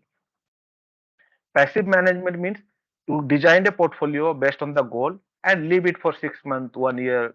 Then after 1 year, you are again reviewing unless until there is no major changes in the economy. So that is passive management. And active management is high risk, high return. Passive management is low risk, low return compared to active management portfolio. Then there are two other type of portfolio management. One is this like no management style A. You can say, let's say, take an example. You have designed your portfolio for your customer. Now your customer is said that I have no time to manage this portfolio. I am giving you a power of attorney, a restriction for you, so that you can do all the transaction by yourself as a financial planner or as an investment manager for me. So that point of time, you are taking all the decision on that portfolio, except the withdrawal decision. The rest transactional decision you are taking. The other type of management style is where you are just advising the customer. A customer is taking all the transaction decision, purchasing, putting an order, selling the stock. So those things are done by the customer. Now, portfolio rebalancing activity, this will be doing little later. Let's cover few more concepts before getting into this activity. Risk profiling. So you have to do a risk profiling for the customer by gathering client data and information. The framework is creating an investor portfolio quiz or profile quiz. Two more components to be added. risk tolerance, and time horizon. Then you can decide the investor profile. Then based on the investor profile, you have to design the portfolio or investment strategy. The data probably you need more like quantitative and qualitative data from the customer. The goal of risk profiling is to collection of data is to be used to glean actionable insight that can help understanding the client's current financial situation, future financial goals, resources available, so that as wealth executive you can guide the client in achieving their financial goal. Quantitative data, what are the data probably you like to obtain from the customer? Assets, liability, cash inflow, outflow, current investment, earnings, savings, expenses, what are the type of insurance currently he's having, retirement detail, tax information, family profile like name, address, telephone, or dependent, etc. Then qualitative data, what probably you may try to extract from the customer, anticipated changes in the lifestyle. For example, today customer is living a different lifestyle, which is costing around 5 lakhs rupees in a month. And is there any possibility the customer saying that after 20 years, I will change this lifestyle where my expenses will be reduced, or I want to increase my lifestyle? So those type of attitudes, if it is there, expectation about employment, whether the customer will continue as an employee or getting into a business or taking a retirement. So those things need to be uh, asked as a qualitative data. Goals and objectives, interest and hobbies, risk tolerance level. So interest and hobbies we use to conclude the risk associated with the customer life. For example, a customer is an adventure interested customer. So life insurance, disability insurance comes into picture immediately. The customer is working uh, Monday to Friday and Saturday, Sunday going for paragliding, doing scuba, horse riding. So those are interest and hobbies are there. So there is a possibility he may fall down, get disabled, not able to work for a 6 month of time period, maybe. Another customer probably interest and hobbies are like walking, gym, exercise, maintaining a healthy lifestyle. So those type of interests are there. That point of time, again, the need of health insurance may be reduced. The amount of health, the quantum of health insurance may come down. So that's why these two components of qualitative data we collect. Then risk tolerance level. For risk tolerance level, we have a questionnaire. You can go to the Axis website, that Axis Mutual Fund website, that is axismf.com/risk. So you can see this calculator. On the button, you can check your risk profile. It will take 5 minutes. Click on there. There will be 5 different type of risk profile you will be getting. One is risk averse, conservative, balanced, growth, and aggressive. So these are the 5 different categories. And some questions are there. Like first questions they are asking, I want to keep my invested amount as it is the answer. Question is, I generally invest with the following objective in mind. So if you ask this question, customer will give an answer 1, 2, 3, 4, 5 options. Out of 5 options, one will be choosing. So I chosen randomly. So that's why the first option is highlighted. Now let's go to the second question. It asking, I generally think of investment for vacation and enjoyment. So that's I chosen. But your customer, when you are doing a risk profile, may choose something different like regular income, emergency fund, growth in my portfolio, purchase of home, retirement, etc. When it comes to investing in mutual fund, I consider myself competent, beginner, proficient, expert. So this will give an idea how your customer is well known about the investment in mutual funds, etc. So I choose in competent just to show you a risk profile. Next question is asking, I am most comfortable with the following risk return scenario. High gain, highest gain 8%, highest loss 2%. So this is one scenario. That means what customer is saying, that I can put into an investment where I can maximum 8% if return is there, I am fine. But loss should not go beyond 2%, below 2%.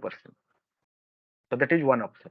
The second option is saying I will be looking forward around 12% of interest rate or return, but loss should not go below 5%. Highest gain 15%, highest loss 10%, highest gain 25%, highest loss 20%, and highest gain greater than 25%, highest loss greater than 20%. This is more aggressive investor, the last option. Then the next question, if my portfolio starts showing loss, I would react in the following way. If the portfolio all of a sudden because of some news, maybe some update in global market like Russia, Ukraine war, etc.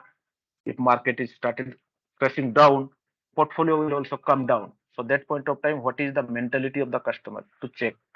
This question is designed. So first option says sell the entire or large part of my investment immediately. That means most conservative investor. Wait and watch closely, but sell if the loss is 10% or higher. So it's little less conservative, but keeping an eye. The last option, I understand that investment are for long term. I would not be worried about fluctuation in the value. So that's fine. Like he understand the customer profile is that he understand the market phenomena, the rules and the mechanism of the market. So he want to remain invested. Whenever I invest, I generally withdraw the sizable portion of the investment, say 30% or more with less than a year. That means the cash need is more with that customer and customer profile will go towards conservative. 1 to 3 years, if 10-year plus, then the customer profile is the asset allocation can be done towards equity as well for long term 10 years flat. After this, it's saying congratulations on taking the first step towards your financial goal. Your risk profile is conservative. So you can use this risk profiler to profile the customer risk. Then coming to the last segment, mutual fund. Once we complete this anyone saying something?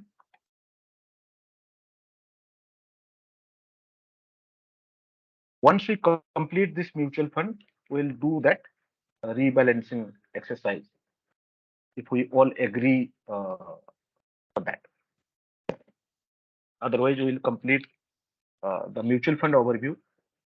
Now, if I ask some of you, what is a mutual fund? If I ask Aditya.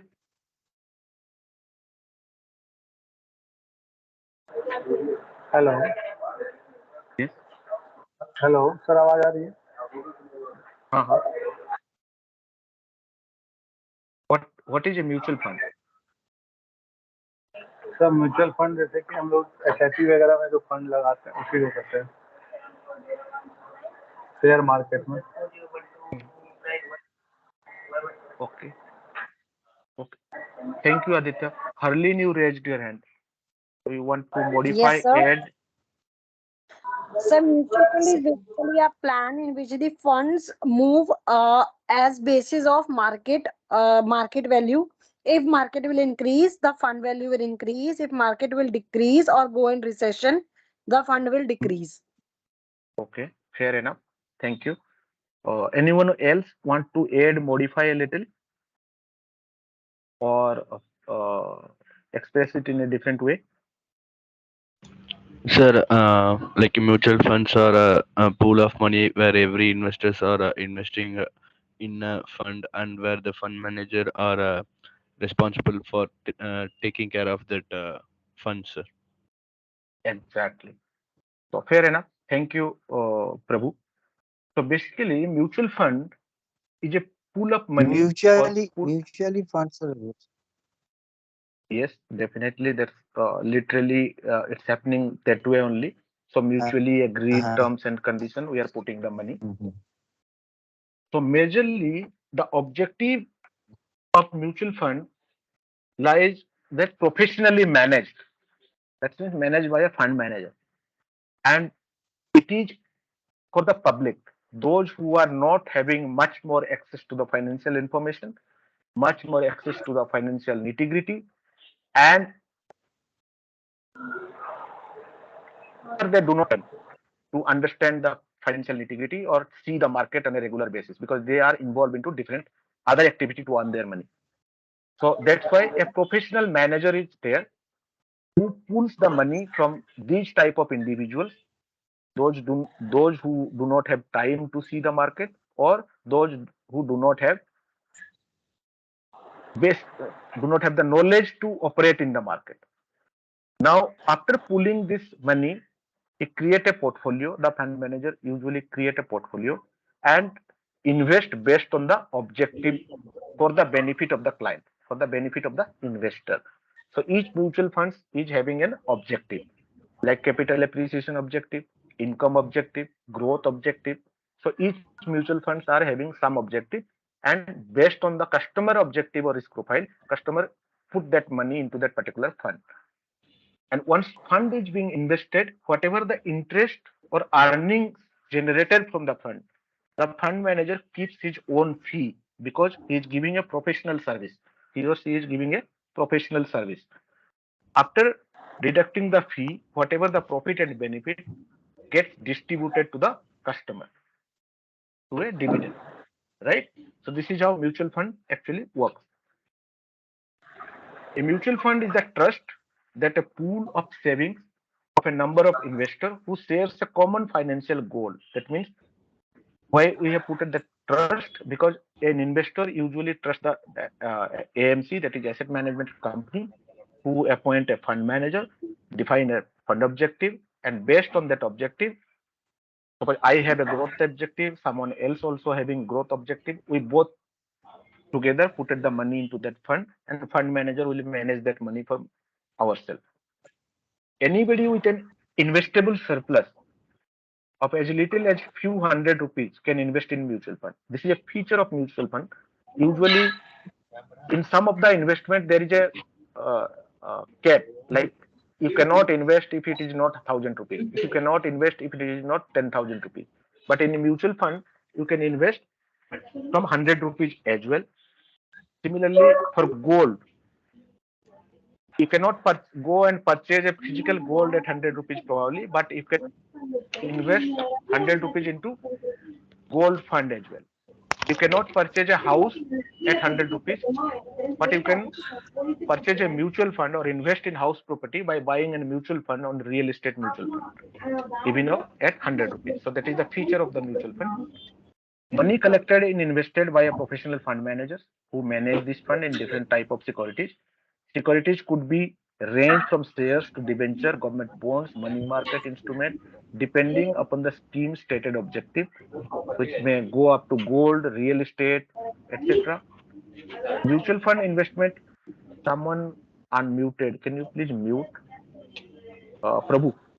இப்போ எந்த company என்ன கேட்டகரியில இருக்குன்றது எப்படி தெரியும் உங்களுக்கு? Prabhu, can you mute yourself? 75 lakhs வாங்கினாலும் sorry 75,000 வாங்கினாலுமே salary account open பண்ணலாம் தானே? கேட்டகரி பொறுத்து. அது எந்த கேட்டகரி அப்படின்றது இதுல salary. Prabhu, are you there? Hello.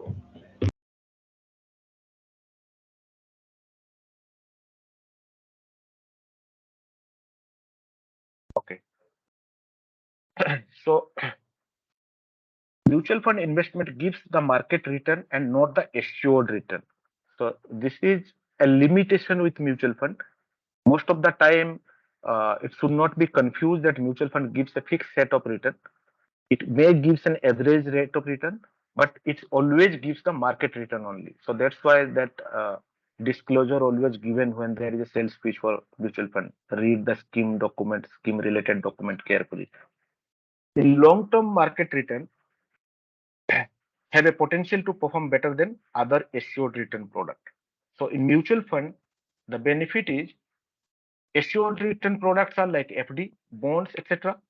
But if one choose mutual fund as a long-term investment, then definitely the holding period return will be higher than the other assured or fixed return instrument available. Why mutual fund? Low cost, because one need not to know the financial market. The fund manager will take care of it, and directly there is no transactional charges like equity transaction, real estate purchase, registry transaction, etc. So low cost, convenient, invest small amount, professionally managed, risk diversification, well regulated by SEBI, transparency and liquidity. When it comes to transparency, each mutual funds usually release different type of documents for investor every month that we'll discuss uh, after one or two slides. Then the liquidity, redemption option also nowadays available within 24 hours. So liquidity also there. Types of mutual fund based on the organizational structure. These are open-ended, closed-ended, and interval funds. Management of portfolio, active and passive. Investment objective, growth fund, income fund, hybrid fund. Investment portfolio, equity, debt, hybrid, liquid funds. So basically, when we are saying equity fund, that means majority of the investment will go to the equity. Debt funds, majority of the investment will go to the debt. Other type of funds like exchange traded fund, gold ETF, ELSS, retirement and pension schemes, overseas funds, and funds of funds. So these are the different type of funds available. Uh, we talked about some of the documents. One document out of that is Scheme Information Document, SID, which contains information that is specific to each mutual fund schemes, right? Statement of Additional Information, that is SAI, which talks about contain information with regards to each mutual fund and is common across all scheme of the mutual funds. Key Information Memorandum, that is arbitrage version of SID, and simple to understand, which contains key essential information that investor need to be aware about the mutual fund before they invest. That is KIM. One must read and understand all related documents before investing in mutual fund scheme. The another document is the fact sheet, which is very important. Now I want everyone to pay a close attention. This particular segment for next 10-15 minutes probably will come for all of you a very useful discussion. So mutual fund fact sheet helps you to assess the scheme, keep track of its performance, issued every month. So it's issued in a monthly basis by the fund AMCs. Easy to understand and provides a snapshot of the scheme. So following key information like NAV, that is net asset value, returns, fund managers managing portfolio, riskometer, other statistic allowing investor to compare mutual funds and decide which one to be invested in. Statistic like standard deviation, Sharpe ratio, etc. So we'll be discussing all of them.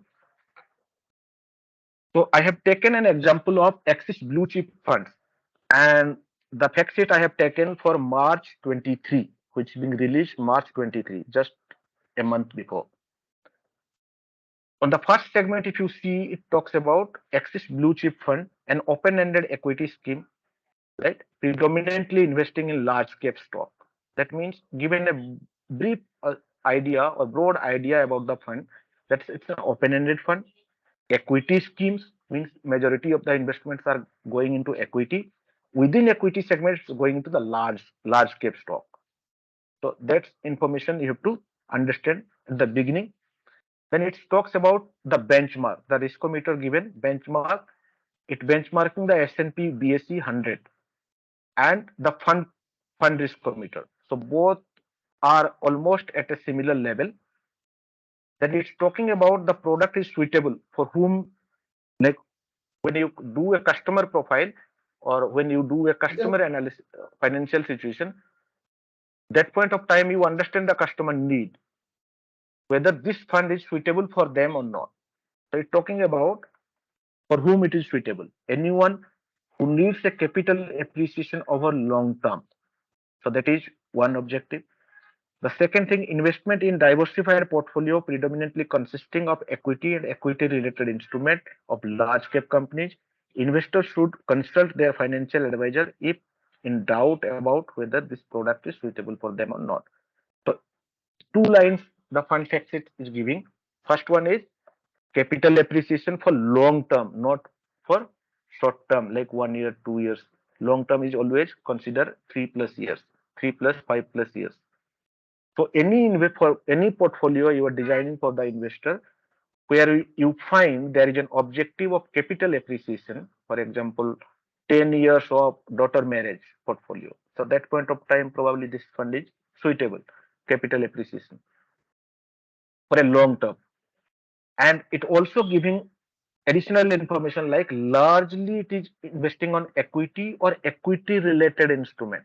So what are equity related instrument? Equity related instrument like ADR, etc., or IDR, or maybe some sort of preferred stocks, etc., or those type of securities. Not only common stock but preferred stock as well. So equity related instrument. 70% of the investment will go to the equity segment for this fund. Now coming to the first page of this fact sheet, the objective to achieve long-term capital appreciation by investing in a diversified portfolio predominantly consisting of equity. The same thing, it's starting with the fact sheet, March 2023. Now it gives the information about date of allotment, 5th January 2010. That means it gives you an idea how old this fund is getting managed, and you can also get the data for last 5 years, 10 years, etc. Benchmark, then portfolio turnover last 1 year, 0.26 times. So that information you can use. Monthly average is 32,611 crores. As on 31st March, it's 32,615 crores. So that's the monthly average asset under management. That means some people are getting into the mutual fund, some people are getting out of the mutual fund. But monthly average of asset being managed is 32,611 crore by this fund. Even people are getting in or getting out. Now, statistical measures for last 3 years, it's given. Standard deviation 15.12%, beta is 0.89, Sharpe ratio is 0.69.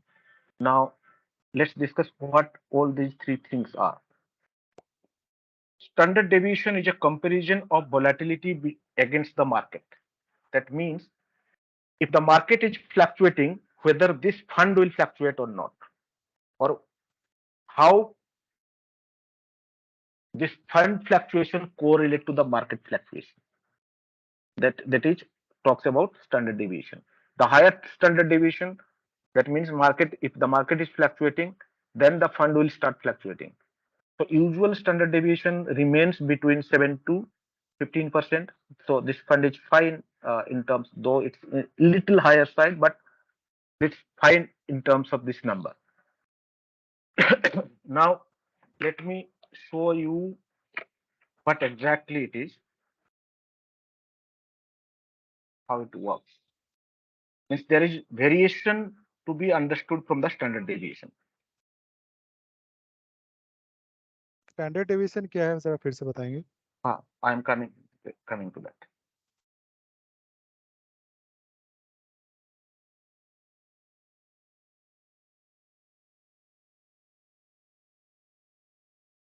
So the high standard deviation, you can say,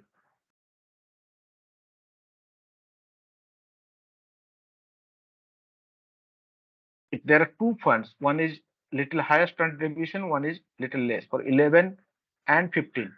So which fund is better? That is 11 is better. Now I'm coming to the why it is 11 is better and how it's being done. I'm adding another slide, just putting a random image so that you can understand the standard deviation.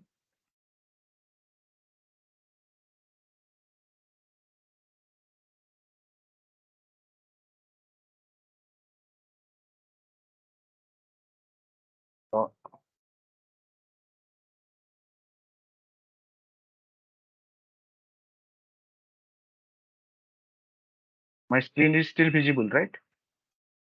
Okay. So I'm going to the next slide. Yes, sir. To help to understanding of how standard deviation works. Now, standard deviation means what are the variation or what are the data points we plot through this chart or graph, right? So one standard deviation means your fluctuation will remain within -1 and +1. It will not go beyond that. Two standard deviation means the fluctuation will go up to -2 and +2 within 90% of the data if remain is this range. Three standard Sir, deviation means PPT is not visible. PPT is not visible. It's not visible for others also, or नहीं sir भिजवेल okay. So when we All plot the visible. fluctuation numbers, fluctuation data, right, of the mutual fund as well as the market, we see that the market is fluctuating in two way, going down up to -2, going down, going up to +1. That means standard deviation is 2. It's going down up to -3, and going up to +3. Then the standard deviation is 3. So this is the fluctuation number. So the more standard deviation means it is more closely related to the market fluctuation. Though the statistical concept is a little different, but for understanding, this is enough at this point of time.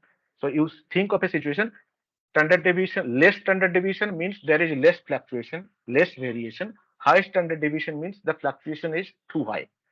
If standard deviation is 12, 15, 13, 15, the more it will go up, that means the variation is also too high. It may go up to -12, it go up to +12 as well. Two standard deviation mean it will not vary much when the market is fluctuating. If the market is fluctuating at the rate of -5 and +5, and mutual fund standard deviation is 3, that means it will not fluctuate the way market is fluctuating. If the standard deviation of mutual fund is 7 and market fluctuation is +5 and -5, that means if the market is going down 0.1, then mutual fund will going down around 1.5 or 2 up to 2 -2 level. That means mutual fund is more fluctuating than the market. So that's the relationship you can derive from the standard deviation. The second number is the beta. Beta is again the correlationship between the market or benchmark to which the mutual fund is relating to. It's considered if the beta is less than 1, then the fund is working along with the benchmark. If the beta is higher than 1, the fund is not working along with the benchmark. So if the given the benchmark is S&P BSE 100, so if the benchmark is performing at a particular level, for example, the fluctuation level is around 0.3% plus and 0.3% minus, and beta is less than 1 of this fund, that means it's matching the performance of the benchmark or fluctuation of the benchmark. If the beta is 1.5 or 1.25, then the bench, it's not matching, it's not correlating with the benchmark. So that has to be understood from the beta. The Sharpe ratio. Sharpe ratio is basically a number which talks about at each unit of risk you have taken, what is the additional risk-free return you have earned. For example, if you are taking a risk of 1 rupees, out of that, what is the amount you are earning? 0.69. That is at each unit, 0.69 additional return are being earned through the Sharpe ratio. So these are the three numbers, though we'll be talking more detail in the next slide as well for basic understanding as of now. Then this fact sheet talks about the fund manager, Shreyas Davelkar and Vinayak Jagannath. So these are the two fund managers. Specifically, Axis has written that the second fund manager usually get involved into the foreign securities only, not on Indian securities. Means the entire Indian securities segment is managed by Shreyas Davelkar. His work experience is 19 years. He has been managing this fund since 23rd November 2016. And Vinayak is managing this work experience is 6 years. He has been managing this fund since 17 January 23. That means this he is a new fund manager inducted into this fund, and Shreyas is the old fund manager. Why fund manager information is required? Now, if you know the fund manager, you can check the fund manager profile historically. What are the funds that manager has managed? What kind of return that fund manager has generated so far? And is there any legal proceeding against that fund manager? Is there any SEBI proceeding against that fund manager? Any fraud or defrauded by that fund manager? Those information you can extract at some point of time. Then you can choose which fund to be invested. So that's why these information is necessary. Then the fact sheet gives the sector allocation at percentage. Financial service sector 36%. The majority percent of the shares are getting into financial service like banking, brokerage house, so those type of shares. Information technology around 12%. Consumer service around 7%. Automobiles 5%. Oil gas which around 4%. Fast moving consumer goods 4%. Construction industry 3.83%. Consumer durable like TV, etc. So 3.18, healthcare 2.93. So this is the sectoral allocation of this portfolio. Axis blue chip funds. And please understand it's invest only largely on large cap funds. So in this segment, the investment are being done, majority of the securities or investment instrument are large cap. Healthcare, the large cap companies, construction, the large cap companies, financial service, the large cap companies. Then it gives an information about entry and exit load.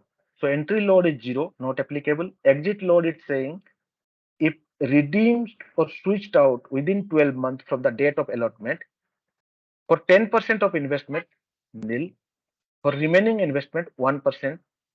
That means if an individual invested 100 rupees today and redeemed after 1 month, then for 10 rupees, there will be no charges. Remaining 90 rupees, there will be 1% charges as the exit load. Now, if individual invested 100 rupees today and redeemed after 1 year, then there will be no charge after 12 months. No exit load also. Then Axis Blue Chip Funds gives an expense ratio for regular scheme 1.56%, for direct scheme 0.63%. So there is a difference between the expense ratio for both the schemes, direct and regular, because on direct the cost is a little less. So direct funds are like investment usually come through digital mode, the customer directly investing on the fund without any ARN. Regular 1.56 because there is an ARN to be adopted when on the regular investment, and when ARN come into picture, there is a commission involved into it. So expense ratio we need to see, because the more expense ratio, that means the fund is spending unnecessarily more. Fund manager is spending unnecessarily more instead of investing my money. So if there is two funds, one is having expense ratio of 5% maybe, one is having 0.63%. Probably I will choose the expense ratio of 0.63% because the fund manager, whatever my earning is, I will get more on that instead of expense deduction. So that's why expense ratio to be looked upon on a fact sheet. Standard deviation we talked about.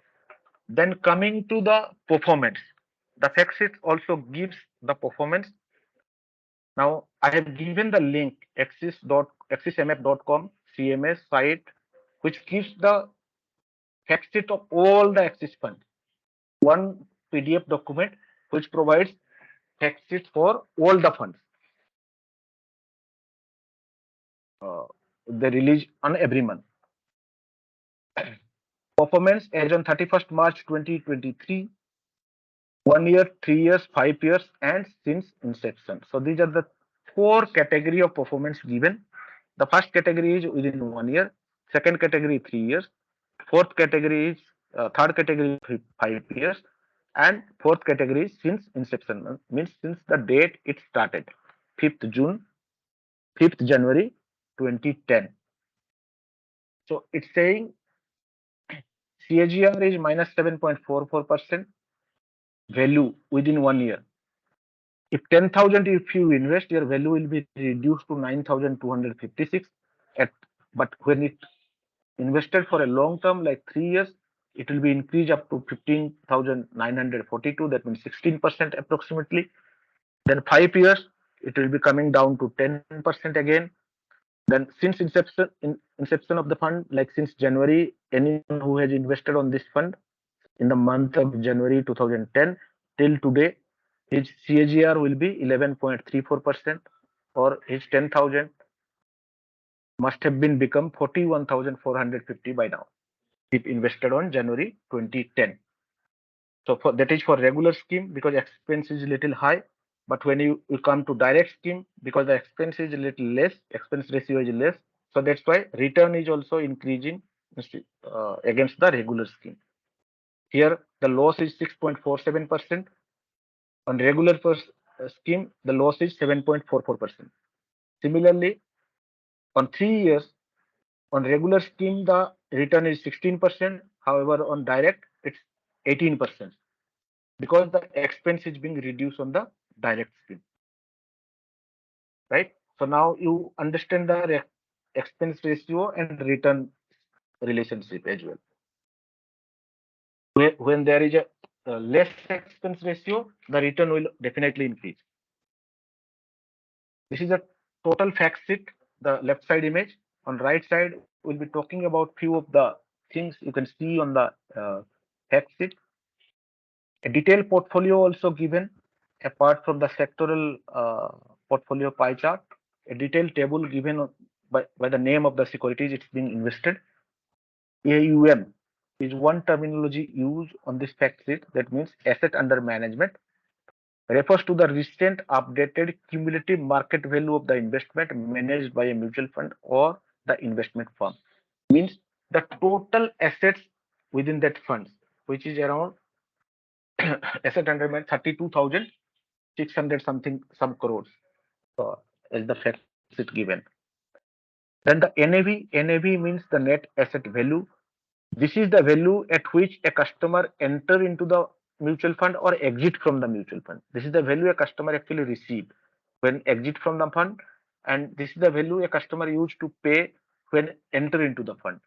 And it's calculated based on asset minus liability divided by the number of unit. So total asset under management minus the fund's liability, if any expenses are there to be paid, like electricity bill, consultancy charge, research report fee. So those type of expenses a fund manager used to do for your interest or for investor interest divided by the number of unit. So that is NAV, net asset value.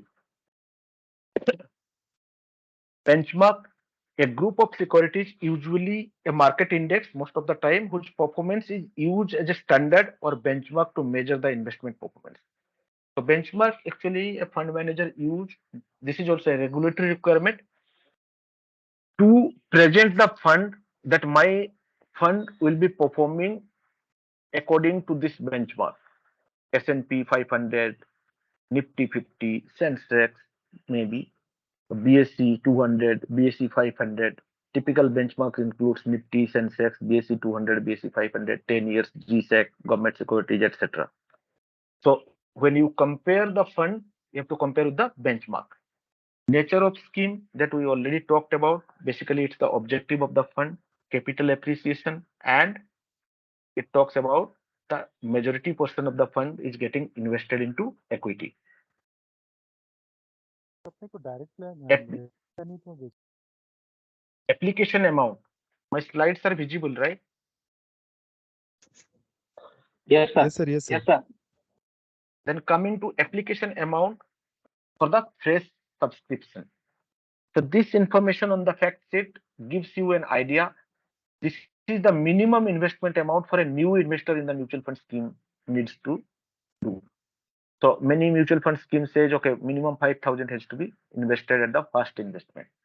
Then minimum additional amount, if the customer want to repurchase, that point of time, what is the minimum additional amount he has to invest? So these two informations are also there in fact sheet. Exit load, we talked about. Yield to maturity. So this is a terminology usually used in mutual fund to represent its investment on bond. So bond, we can say bond is giving 10% interest. So that is not fair enough. So bonds are being designed to hold till maturity. So that means if a bond is being purchased today and it's a 10-year bond, if one is holding that bond for 10 years, what is the yield? What is the actual return on that particular instrument? So that is yield to maturity. So mutual fund usually consider YTM only when deciding a investment on debt market or bonds. Then standard deviation, Sharpe ratio, and beta. We talked about that, but a little more discussion on this. Standard deviation is a statistical measure of the range of an investment performance. When a mutual fund has a high standard deviation, it means the range of the performance is wide, implying a greater volatility in relation to, say, to the market. Sharpe ratio, named after its founder, the Nobel literature William Sharpe, is a measure of risk-adjusted return. It is calculated using standard deviation and excess return to the determined reward per unit. Beta is a measure of an investment volatility vis-a-vis the market. So as I said, like if uh, uh, beta is less than 1, means that the security will be less volatile than the market. If the beta is greater than 1, the security or investment will be high volatile than the market.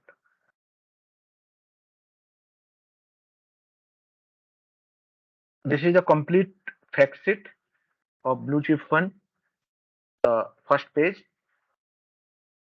Then coming to a small exercise. So we have Sharpe ratio and Tanner ratio and beta, we understood. Now we'll be giving a trick to rank 3 different funds, which will come handy when you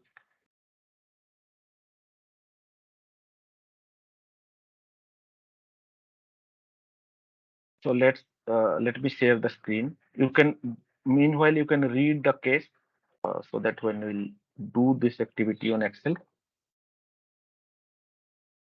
you can relate.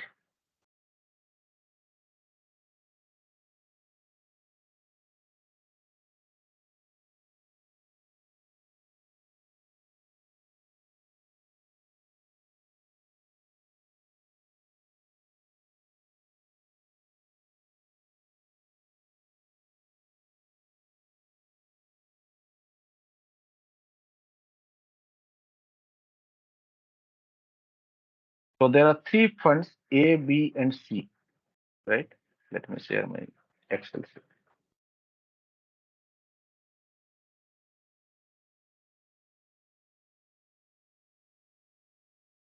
So fund A, fund B,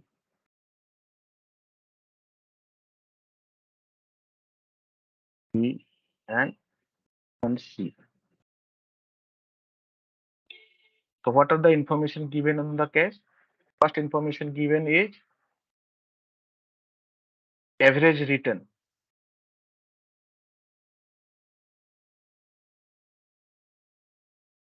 Sold up 16%, second in 19%, and 14%. 14%.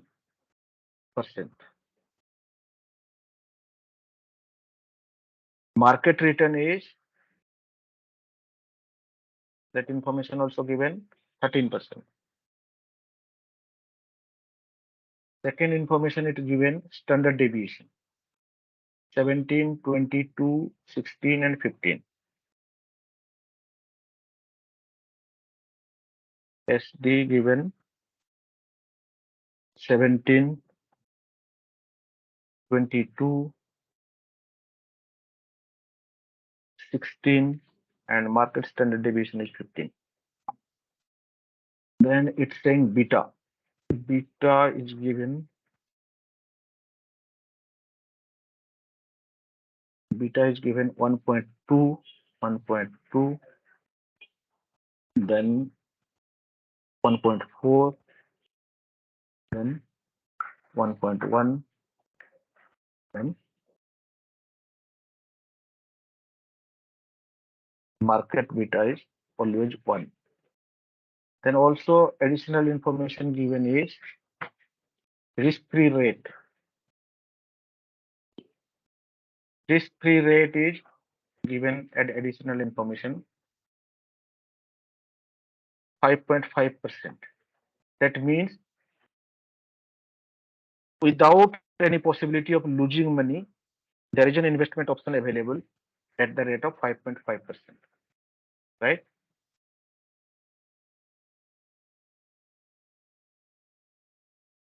Now we have to calculate the tenor ratio to rank the fund first. Now with this information, what do you think, which fund is good?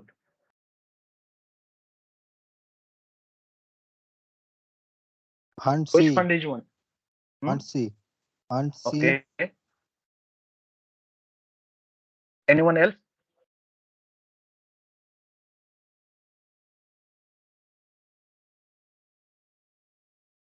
So if you only consider the return, then fund B is good fund, that is 19% return, right?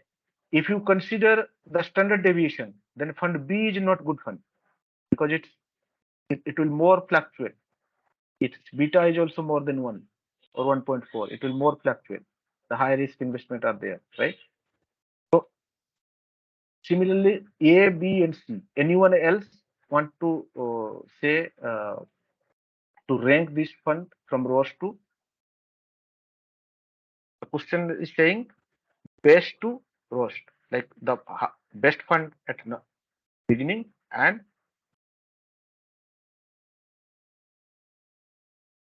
so to calculate this, we use this tenor ratio.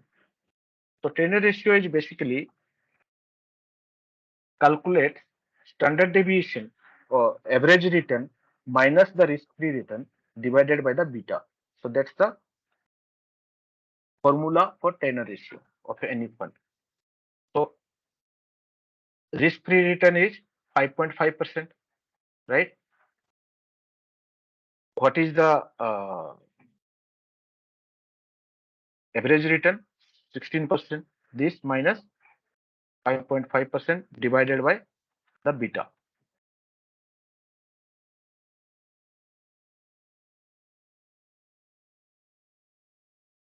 16 minus 5.5 divided by 1.2. So equal to 16 minus 5.5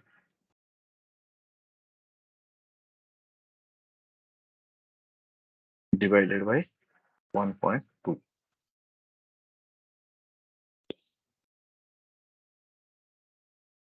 So 8.75 is the tenor ratio.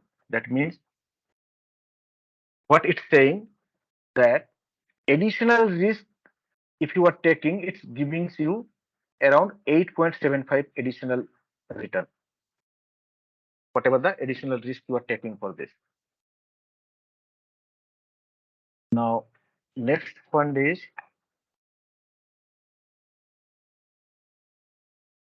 this is simple calculation I have given so that you can use it on your day-to-day activity.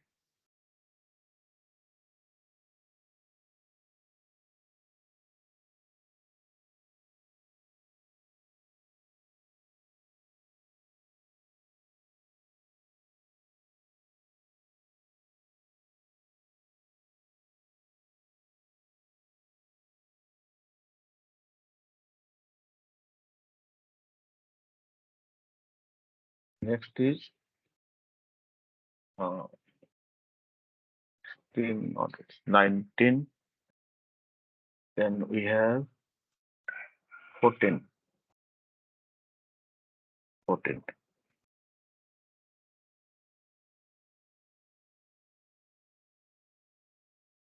Now, which fund is giving more return compared to risk versus reward? Fund B. Fund B. B. What is next? Fund A. Fund A. Then C. This is the ranking in terms of return. But ranking in terms of risk, then less risk is fund C, then A, then B. This is a simple fundamental simple calculation you can use. Only you need the average return of the fund, standard deviation number, and beta. All three are available in the fact sheet. Then you can calculate this tenor ratio. It has to be calculated the average return minus the risk-free rate. So risk-free rate, you can consider any risk-free rate is like government treasury instrument. So those are the highest risk-free instrument available. Then probably government bonds, then FD. So usually treasury notes are being treasury bills and treasury notes are being considered as a risk-free instrument. So what is the return on those instruments? That without any risk you can earn that money, and the way you start taking risk, the interest, the earnings should be increasing. Then only you can rank the fund, which fund should be invested. There are three blue chip funds. One is from Axis, one is from HDFC, and one is from let's say Kotak maybe. Three funds available, and three funds are giving three different type of return. Three funds are having three different standard deviation. Now three funds having three different beta. Now you have to calculate the tenor ratio and decide which fund you should invest. If your customer is more conservative, then fund C. If your customer is more aggressive, then fund B. If your customer is moderate, then fund A. Clear? Got the understanding? And this is a simple formula. No need to remember much. Standard average return minus risk-free return divided by beta. And all these informations are available on fact sheet.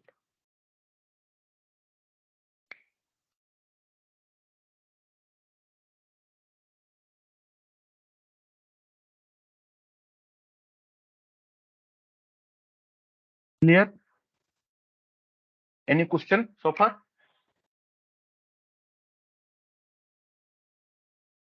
Now, till how long you will cooperate me so that I can take you to the portfolio rebalancing case study, or should we close here? I don't know like how useful it will be for all of you, whether you are managing portfolio or not, or rebalancing portfolio or not for a customer. If you are not doing that, then we should not get into that discussion. It will take around 30-40 minutes more to explain all the mathematics involved into portfolio rebalancing. And the information I received that probably your role is more towards bringing the customer into investment, creating portfolio, and managing the portfolio. The role remains at somebody else's hand, maybe fund manager or maybe a wealth manager. So I think we should call it a day. And I must thank all of you to listening carefully. Hope I tried to make you understand some of the vital concepts which will help all of you. And these two Excel sheets, I'll be sending a Google folder link to all of you, maybe by tonight or tomorrow morning, that I have to do some small changes. Though two sheets I already provided. The third sheet I will be sending this one.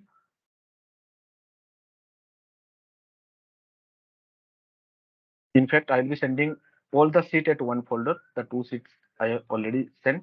Here you can use the present value factor and Future value, calculation or decision of car loans, so whether to take or not, mortgage, etc. So these functions are discussed very well on this sheet.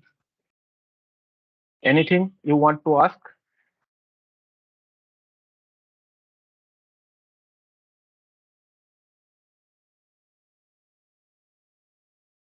Anything you like to ask?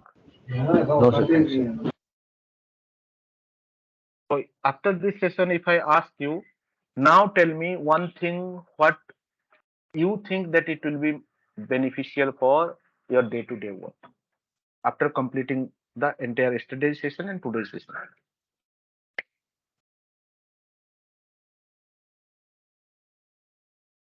Aditya?